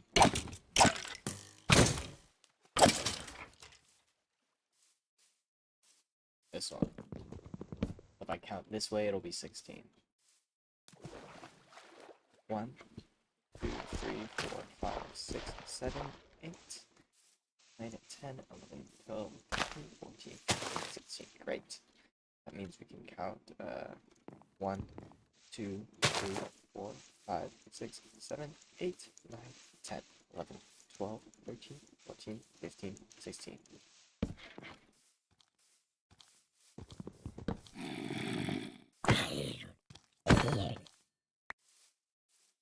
That is middle, right?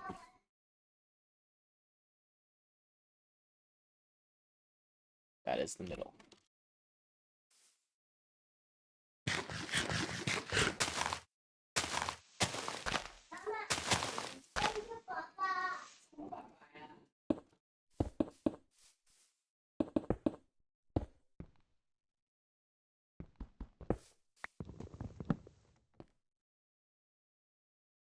storage is up to you. So I'm just gonna place down one chest, but here the hopper begins, so this is one necessary hopper. Alright, then...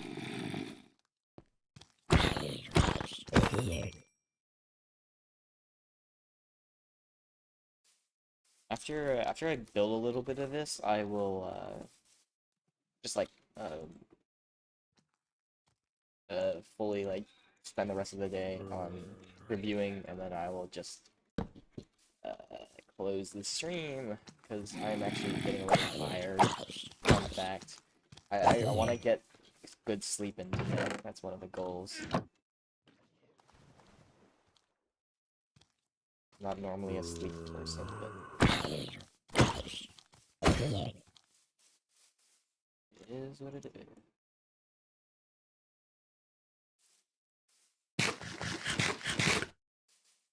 Oh, slime. Mind if I do? Here, really?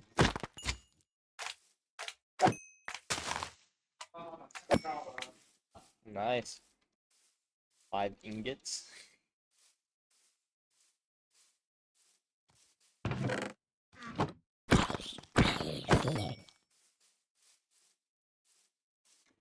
Oh, and then we put the campfire there.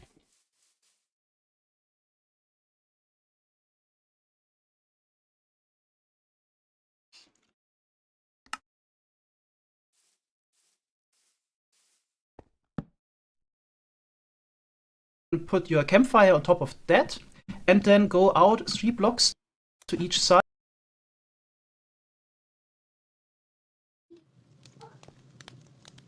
One, two, three. 1, 2, 3. 1, 2, 3.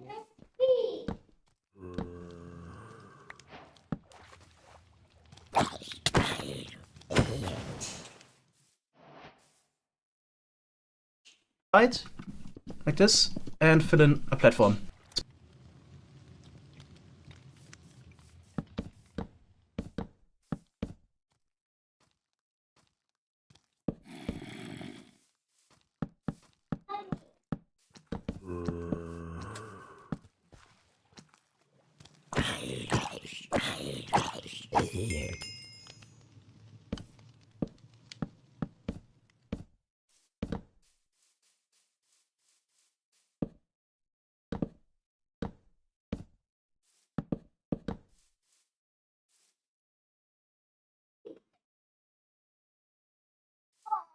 Or speed boo-boo. It's, by the way, really important that the each side, like this, and fill in a platform. It's, by the way, really important that the hopper here is at the right height, because the rest of the farm depend on it. So maybe double check relative to the water in the swamp biome, like 2 blocks above.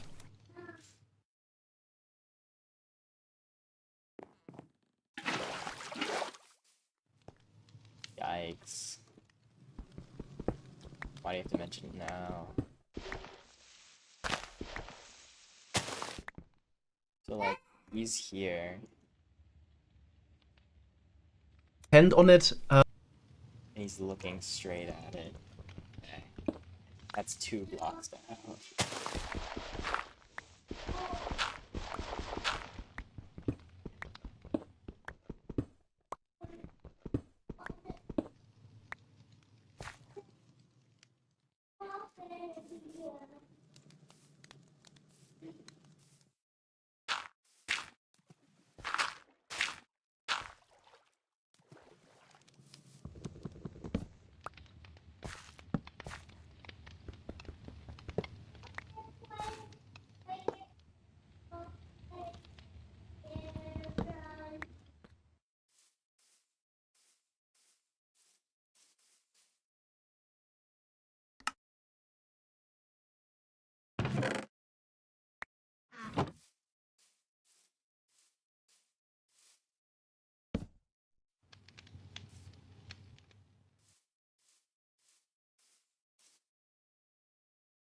I will not use diamond there. That would be a bad idea. Just get a normal one. I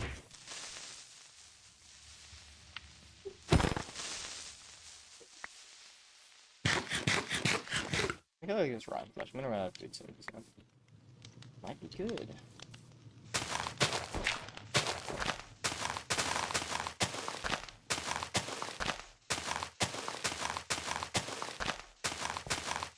I probably don't need to dig this out, but I'm gonna do it anyway because it makes me feel better about myself.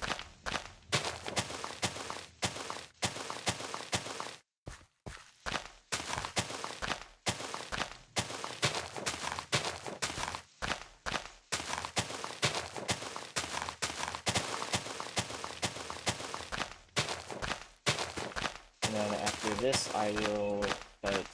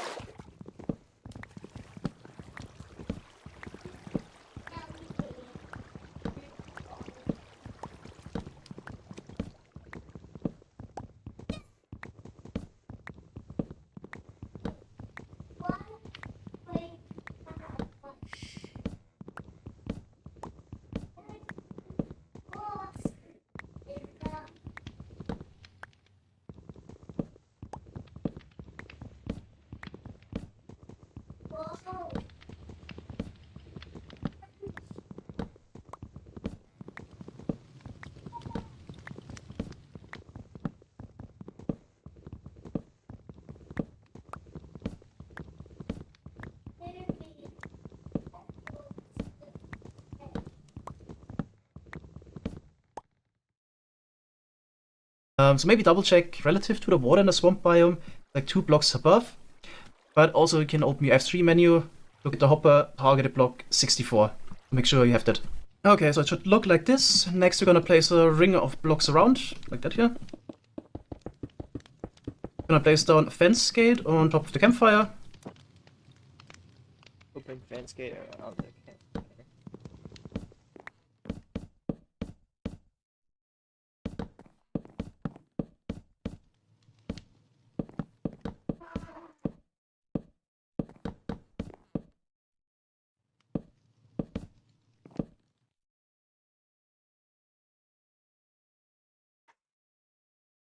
Did he say anything?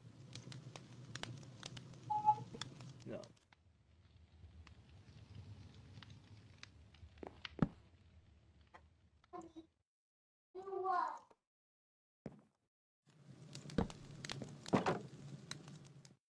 We can open it, and then we can place down the powder snow buckets. So you can actually get away with only having 9, but it's a little bit better if you have 25. In case you're short on powder snow for some reason, yeah, you can get away with this as well. By the way, as a version, you use more campfires and more hoppers instead. But I think powder snow shouldn't be too hard to get, so that's why I'm gonna use that. Gonna place 4 water sources. No, we have to get powdered snow. Or where am I gonna get powdered snow from? I have to check the chat. Yo.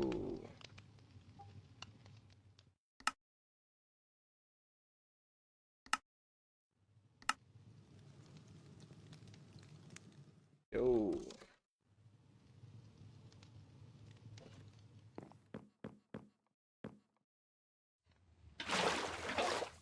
Wait, I'm gonna need to find powder snow. First of all, cords. I don't mess that up again.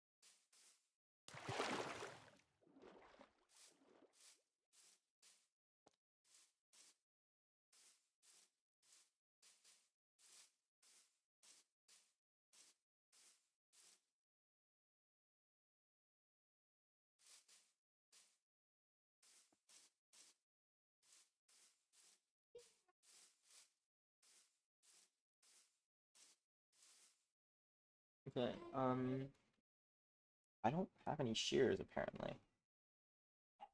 Like look through. Yeah, I don't have any shears. Okay. I'll try to get one later. In the meantime, I'm gonna try to find a thing. The witch hat over there. It's pretty cool.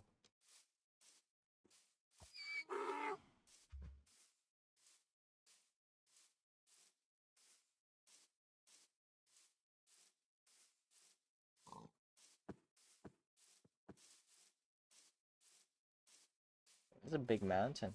I hope there's powdered snow on it. There isn't. Okay, I'm just gonna go back.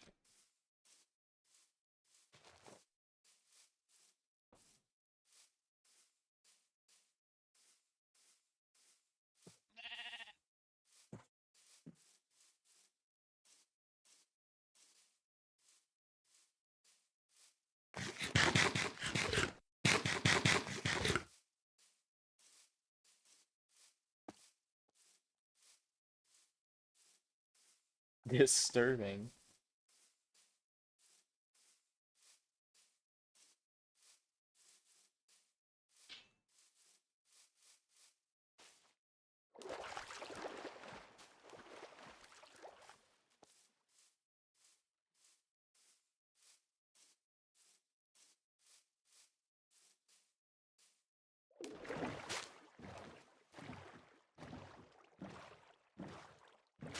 I think I hit it.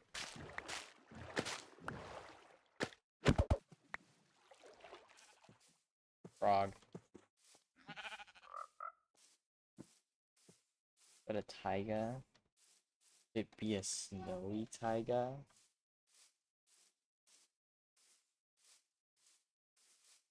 No, it's not.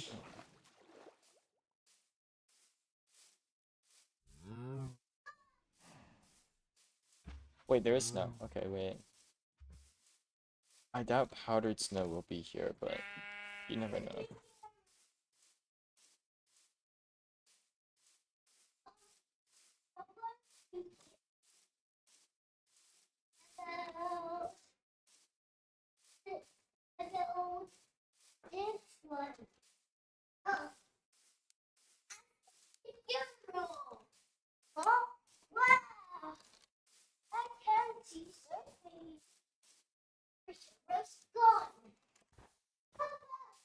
Yeah, this seems like it's just high up. That's why there's snow. Not because it's actually a snowy biome. It's disappointing.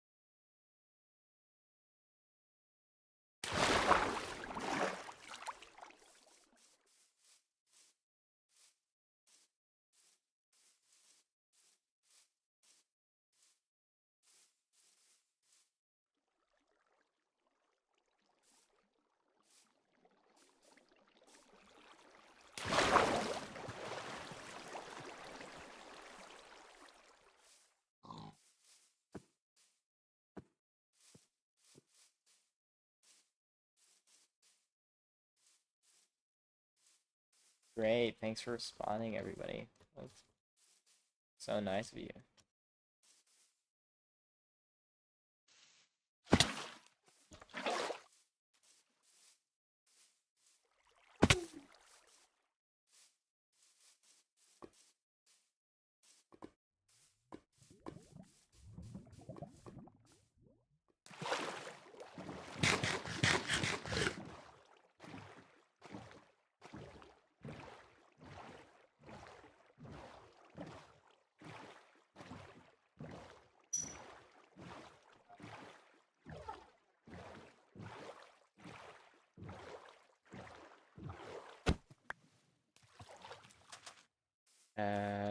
Seems done.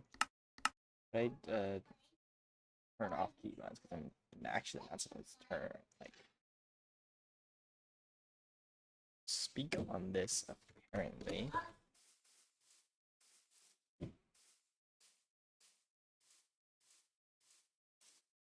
I'm not supposed to be speaking on this account, that's what I was told. Don't know why. Is this just a thing?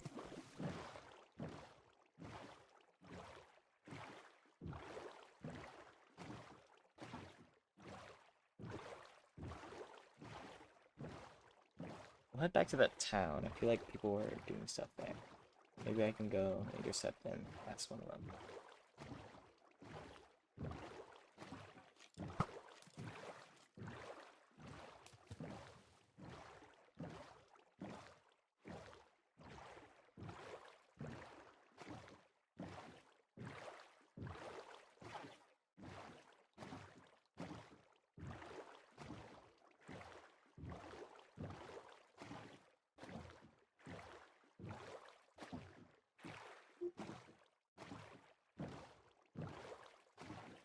What's that? That's new. He's squashed by it falling into.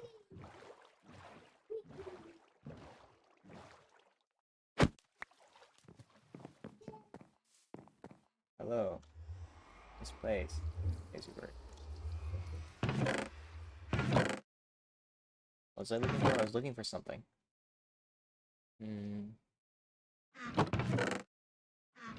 I don't remember.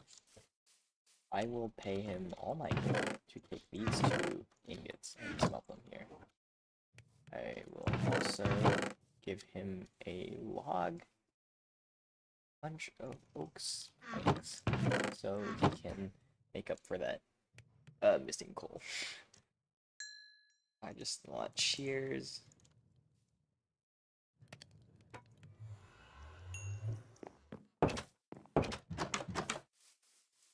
I don't know, I leave it open.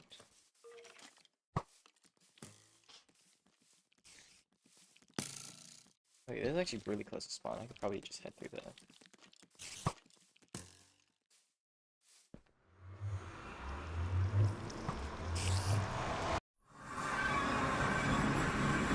So we're in an entirely different biome.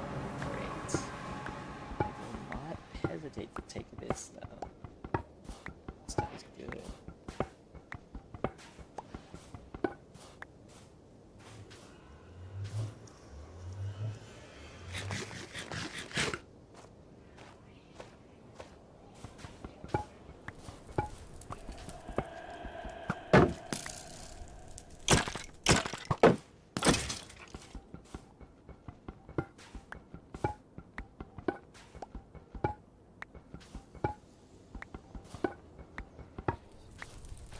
Real question, where is Spawn?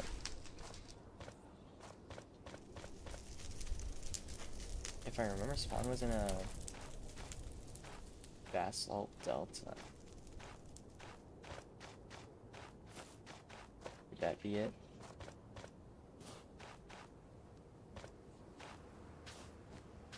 I think that's pretty likely.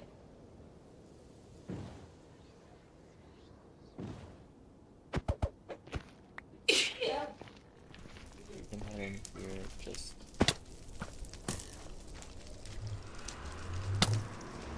Okay.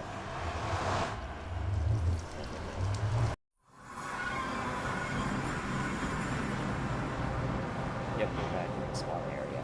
It's in the spawn area.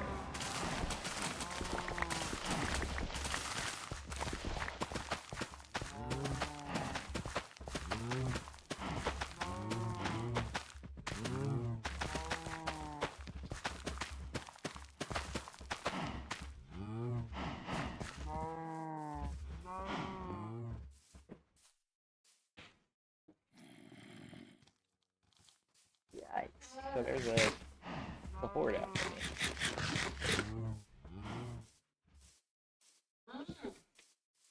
This is spawn, right? Yeah, this is spawn, which means this way should be the...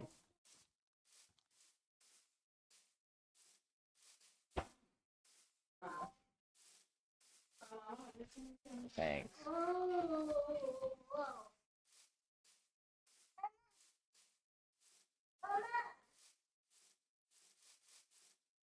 That's where they were hanging out earlier. Hopefully they're in the same spot.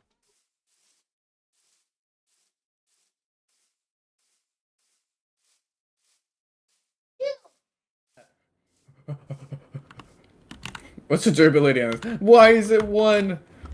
Why is the durability 1? Lazy, I mean, I don't know how to break this to you. It was an accident. It was a grave mistake. No. Was it what kind of mistake? A grave one. 7-11. Grave. 7-11. Whoa.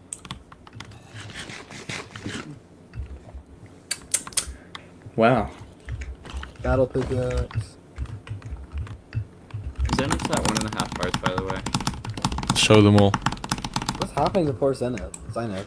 I was killing him. This is my villain arc, by the way. Wait. Oh, Yeah, Carrie I'm not. just showed Oh, up. Caillou, you missed the yeah. interviews. Mm-hmm. Carry you. What the heck? Oh, XP. I can give you an interview if you want. Come here. Wow.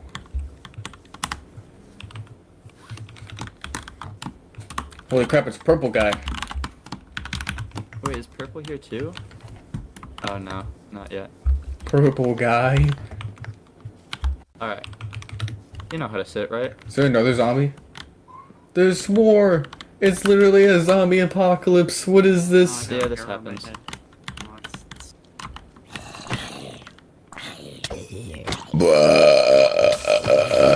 Oh my god. Alright, welcome to your interview. I threw your shovel at you. I have your axe, though. That axe. Is he here? Lazy. I don't freaking know where he went. Does anyone have my axe and my shovel? Yeah, I have your I axe. do. I don't have your shovel. I threw your shovel somewhere. I thought it was at you.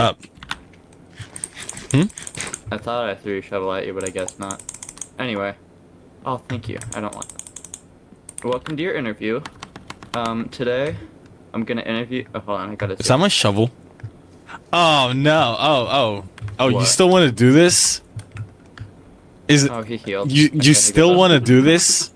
Mr. I'm sorry. I wanna do your mom, do your If you were mom. sorry, you would have given my shovel back. Do I have your shovel? Oh my god, I didn't know I had your shovel. I'm Zenith, sorry.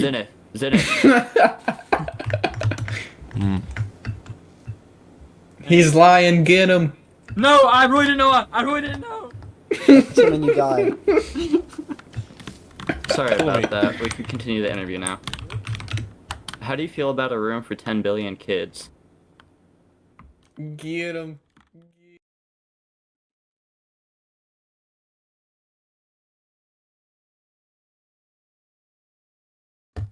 Well, my wife really loves kids, so she gave birth to 10 billion all at once. Yeah, I wasn't sure how to handle it, so I was just thinking about one room. And I wasn't really sure what to put in it. What do you think that I should put in it?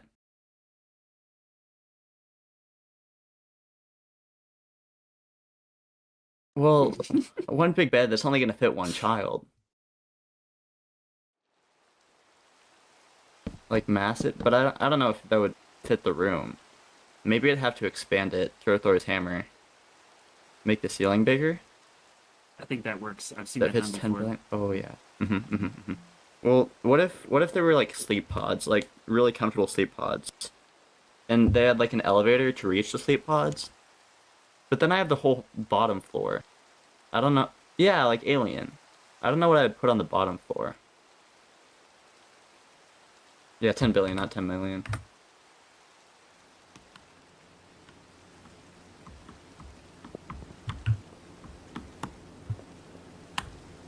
Wait, place like McDonald's. Well, I guess exercise is important, but I think instead of just a play place. Oh, that's a good idea, but I don't have the money for McDonald's. I just spent it on the 10 billion kids room. I was thinking like making a pool, like digging out a trench and making a pool, and maybe stone lions. I think could look good on either side of the door. Yeah, this isn't The Sims. People don't drown in real life. So, maybe stone lions. I was also thinking they probably need to get into good colleges, so they might need a room to study in, or an area to study in. So, I was also thinking maybe some books, and a bookshelf to house all their books. Do you think that sounds like a good idea? Okay, thank you, thank you. That's all the interview was for. Nah. This is a successful interview right there. That was good.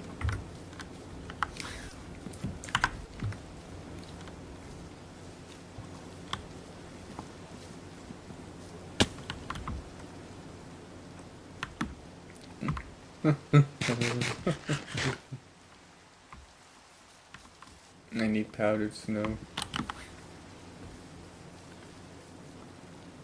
Huh. Is that a boat in the middle of the plains biome?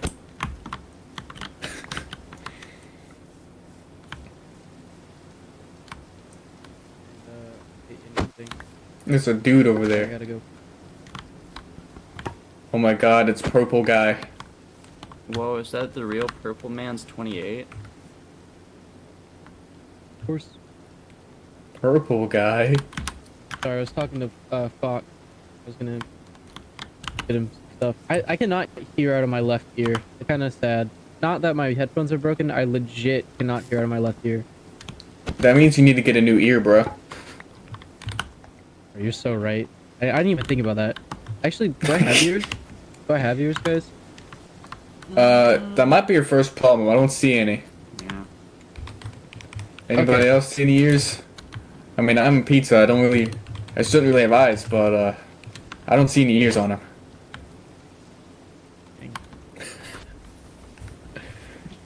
Yeah, that's Hello. probably a problem. Are you done? It's Tuesday. Can't get any worse. You're here for the interview, right? You can sit? Yeah, / sit.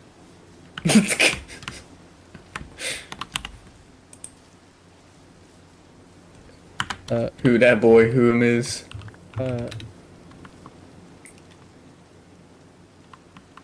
You did? Sitting. It's just That's type / sit.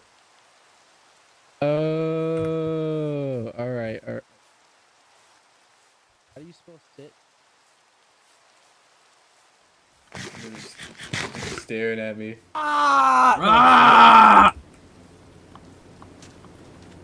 Ooh, streak. Ooh. Dang, that sucks. How do you pronounce your name? My bad. I just wanted a slice, bro. Kai hide you. That's so You don't funny. have a Get it? 'Cause mic? your pizza. Loser! Yeah. I'm sorry. I see Yeah, now. he said he didn't have a mic. Yeah, Okay, yeah, good. that one. There's an oak sapling. He's Are we canonically- exchanging saplings? canonically- That means we're Yeah, friends no. now. Give me your I sapling. want to be friends.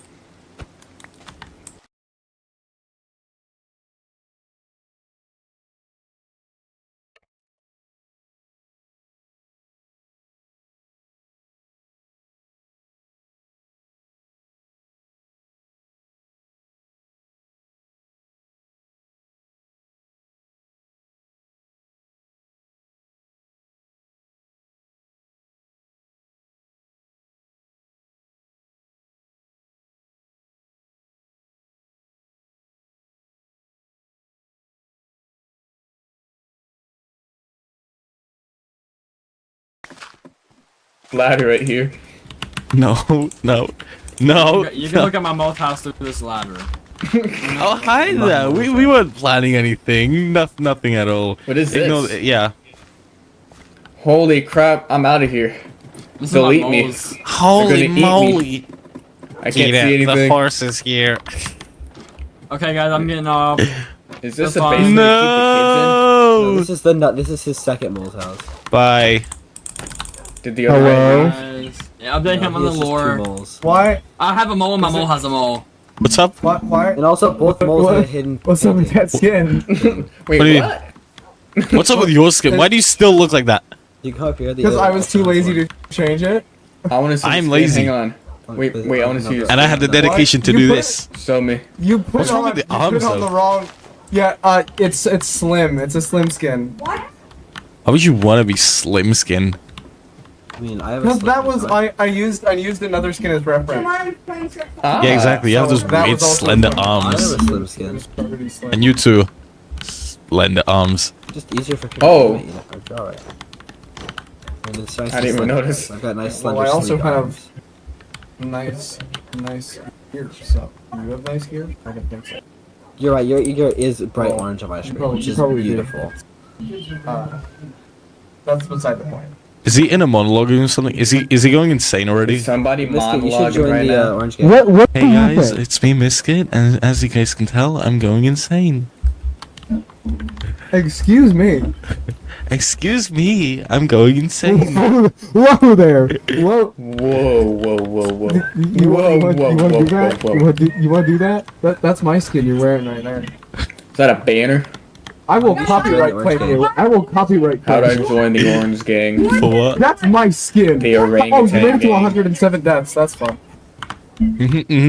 Wanna join me? Don't mind me. Don't mind me. Go over here with 4. Wanna join me? I was in free cam. Wanna join me? Wanna join me? Quite a bit. I want to join the orangutan gang. Guys, wait. What if we made a human slaughtering machine where you can just join me in death count? Crafting Don't table? kill me though. I can make one of those. How about 108? 108 crafting tables. Guys, calm down. Walter. Calm down. Calm down. Walter. That's a lot. Walter. What is this? Walter. Oh, sweet. Hey, Miska. Alright. I'm unstoppable now. I got 2 of them. Come here. I don't trust you anymore. Come here. Come here. I Wait, don't what? trust anybody who looks exactly like me. Perry, you should totally also. My Right, 'cause we're the 90% same. of my Don't trust- screen is hold on, covered I gotta up from change my skin. shields. What is this game? Would you trust me in a suit? I don't know. Cool. Cool. I'll just go with this one then. He's about to change into a shoot skin. That's no. That doesn't look like a suit skin. I can see your arms. Look at all that skin. Okay. How do I set? I How do don't I know what set I my expected. faction? I don't have one, but I want to know how. Set your what? I just realized I'm not part of a faction. Me You either. have to ask an admin to put you in the team. What is this? A boner block. Oh, I picked it up. Hey, yep. What? Is it actually called that? Yeah, look. You look at No. it. It's called the boner block. Why would you hit me? Why would you fist him? Hey, like Miska, that? come here. Miska, we need to go somewhere occluded. We need privacy. Occluded? That looks so sus. Secluded. Hey, I'm in my cooking outfit. This is what I used to cook the amethyst. I'm not gonna To cook question the it. amethyst. Amethyst. What is this? Oh, I didn't. Hey, I got you into the business. You better shut up. You should really Is join. that the Von I still Flesh? have. I Minute. still have 20 of your 98.6% pure crystals. Really? Who really has stuff? Yeah, I just. You're have like- my- You really should. It's a great idea. You don't have to do much. It just means you get my protection sometimes, which is a good thing. Sometimes. Well, I can't give everyone all my protection all the time, you know. But you know. And when you can't, you install a hack client. Do you really? I am orange. Alright, I'll pay you. What is this? Ooh, good stuff. Aw, man, I agree with check. Let's see here. Ooh, stuff. Aw, look at that. Let's put my grass blocks in here. What? And my wooden shovel. Okay, that's not a shovel. That's a pickaxe. It's a beautiful color. Oh, I have diamonds. I can make a diamond pickaxe. Oh my god, I can make 2 of them. I can make 2 pickaxes. Yeah, just 2 whole diamond pickaxes. I'm making 2 Oh my goodness. 2 diamond pickaxes is crazy.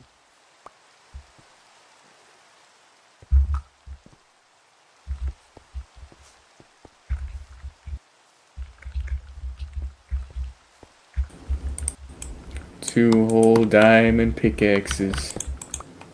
Oh, I heard an Enderman. Oh no. Yeah, they're Oh, definitely no. freaking. The Enderman's definitely freaking out right now because it's raining. Oh, and it just stopped raining too. That's probably not a good sign. I might get another orange shield. I have 2 of them now. Epic. I hear that Enderman, dude. It sounds like it's so... It's gotta be underground, dude. I'm going crazy.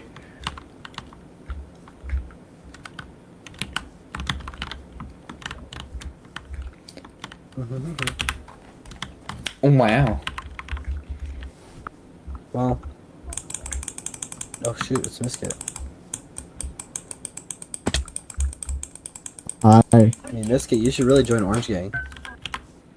I would, but also I want to leave my oxhole factions. Well, you know, Orange Gang I'm totally Team Orange, but I don't want to go official affiliation yet. I mean, you know, Flying Fox is part Orangutan. of Orange Gang, and he's the president. Orangutan gang. Orangutan Zenith, gang. Zenith is part of both the PPD and the Orange Gang. I just don't want to jump into anything yet. I'll join a faction later. I understand. He's got a But gun. remember, the invitation Yeah, stands but and shall stand. Orange is Remember, guys. the #1 pick. And Pickaxe. Right. Pickaxe. Anyway, how's Pickaxe? it going, guys? Pickaxe. It's going well. I see you guys, you have a bit of a 4-death gang going on here, and probably the only 0-death player on the server, apart from that one guy who joined today. I almost died yesterday. I'll have to send a clip. I'm gonna go see Boz now. Alright, good luck. Is that Lazy Bird? Where? I want to steal his Over here, pickaxe. There's a Lazy Bird over here. Oh, there's a boss robber. Can I have Oh, your it's Purple Man. pickaxe? Hey, Tarek, take off your chest plate for a second. Hey, yo, you want to see his chest? That's kind of sus. No, no. Thank you. Anyway, yeah, you've got the rabies now. Thank you, my friend. I have rabies. Yeah. You should. Oh my goodness. You should take that chest plate off. And expose my bare pepperonis? No, thank you. Dude, this guy has his I apologize. out, bro. Wait, look at Miski just staring us down from over there. Bro is pure Where? vulture white right I just had to see who it was. Oh no. You want a cookie? You want a cookie? There? He's got rabies, he's dying. No, no. How do Who's you got get rid rabies? of Who's dying of the rabies? rabies? How do you get rid of rabies? Orangutan guy. Help. Drink some water. Drink. Don't Wait, give go in me the water. more. Go in the water. Go to the water. Go to the It's water. worse now. You're supposed to be terrified of water. What? I don't think you have rabies. I think you've got some other disease. I don't think I He's can handle being allergic to scared of water. He's Look at the allergic rabies. to water. Someone get a doctor. Is anybody a doctor? Please, I need miracle milk. Guys, he There's needs some over here. mommy's milk. Yo, someone give him some snow. Give him some snow. Here, take my I can't snow. jump up. I can't jump. Where am I? Miracle milk. Oh, guys, there's pillagers up here. That's fine. We'll figure something out. There's so many. Wait, come to the chicken. We have magic chicken. Why are there so many? Tarek's done death. Please, I need miracle milk. I didn't know we were this close to spawn. Oh my gosh. Yeah. If I known that, I would have taken the will do that to you. freaking. I ran You all made the the way here rabies from worse. It was bad enough as is. Lazy bird. Bruh. All right, have fun. Good luck. No. Where's my cow farm? Where's my cow farm? I think someone slaughtered all your cows. He can't even get up. Can I have Why are some my white cows stuff? getting out? We must sacrifice it. Oh, I need the food. Let's go. I think I got it. Mamma mia. Wait, what? Yo, whose blood is this on the floor? Dude, there's a crime scene right here. Wait, there's a pickaxe. A perfectly new Pickaxe. Pickaxe. I found a brand new pickaxe on the ground. I'm gonna breed my cows. I'm going to turn down cows, dude. Hey yo, I see hearts. Is there are they freaking in there? Wait, did you get rid of the? Did you flip the chopper? You monster! Oh god. I want to flip it. I want to flip it. Oh man. I couldn't even do it. Oh wait, you guys want to sleep with me? Want to be? Are we cuddling over here? Oh yes, sir. Snuggles, snuggles. Honk shoe. Honk. These poor villagers. Who is that? You got nothing better to do. Yo, the Minecraft logo. I like those flying foxes. Yo, is that Flying Foxes? I wanna go bully him. I mean, talk to Flying him. foxes. Look, he's so Yo, strong. Foxes. Look at him. Look at this guy. He's got orange Foxes, socks on. say Derek, you something. let me down. I got you down. Did Oh yeah, I was in a freaking group with him. Yeah, I and we lost talk about how everything. he's depressed. Hey yo, starting is 5 for 20 emeralds? Man, I'm poor. I don't have any of that. All of my stuff. You know, the only thing that I salvaged was my boots. That's at least you have your socks, man. That is such a bro moment. I'm not going to lie. Thank you, thank you. Oh my goodness, I'm breaking 3. Hey yo. Remind me to come here when I need to buy stuff from villagers. Hello. Oh, thank you. Anything helps.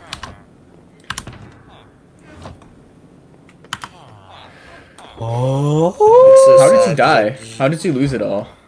What I need to know the backstory. We need to do a documentary. So I was in this cave and it was massive drop, but I was getting bullied by poisonous spiders. Oh crap. And that ain't good.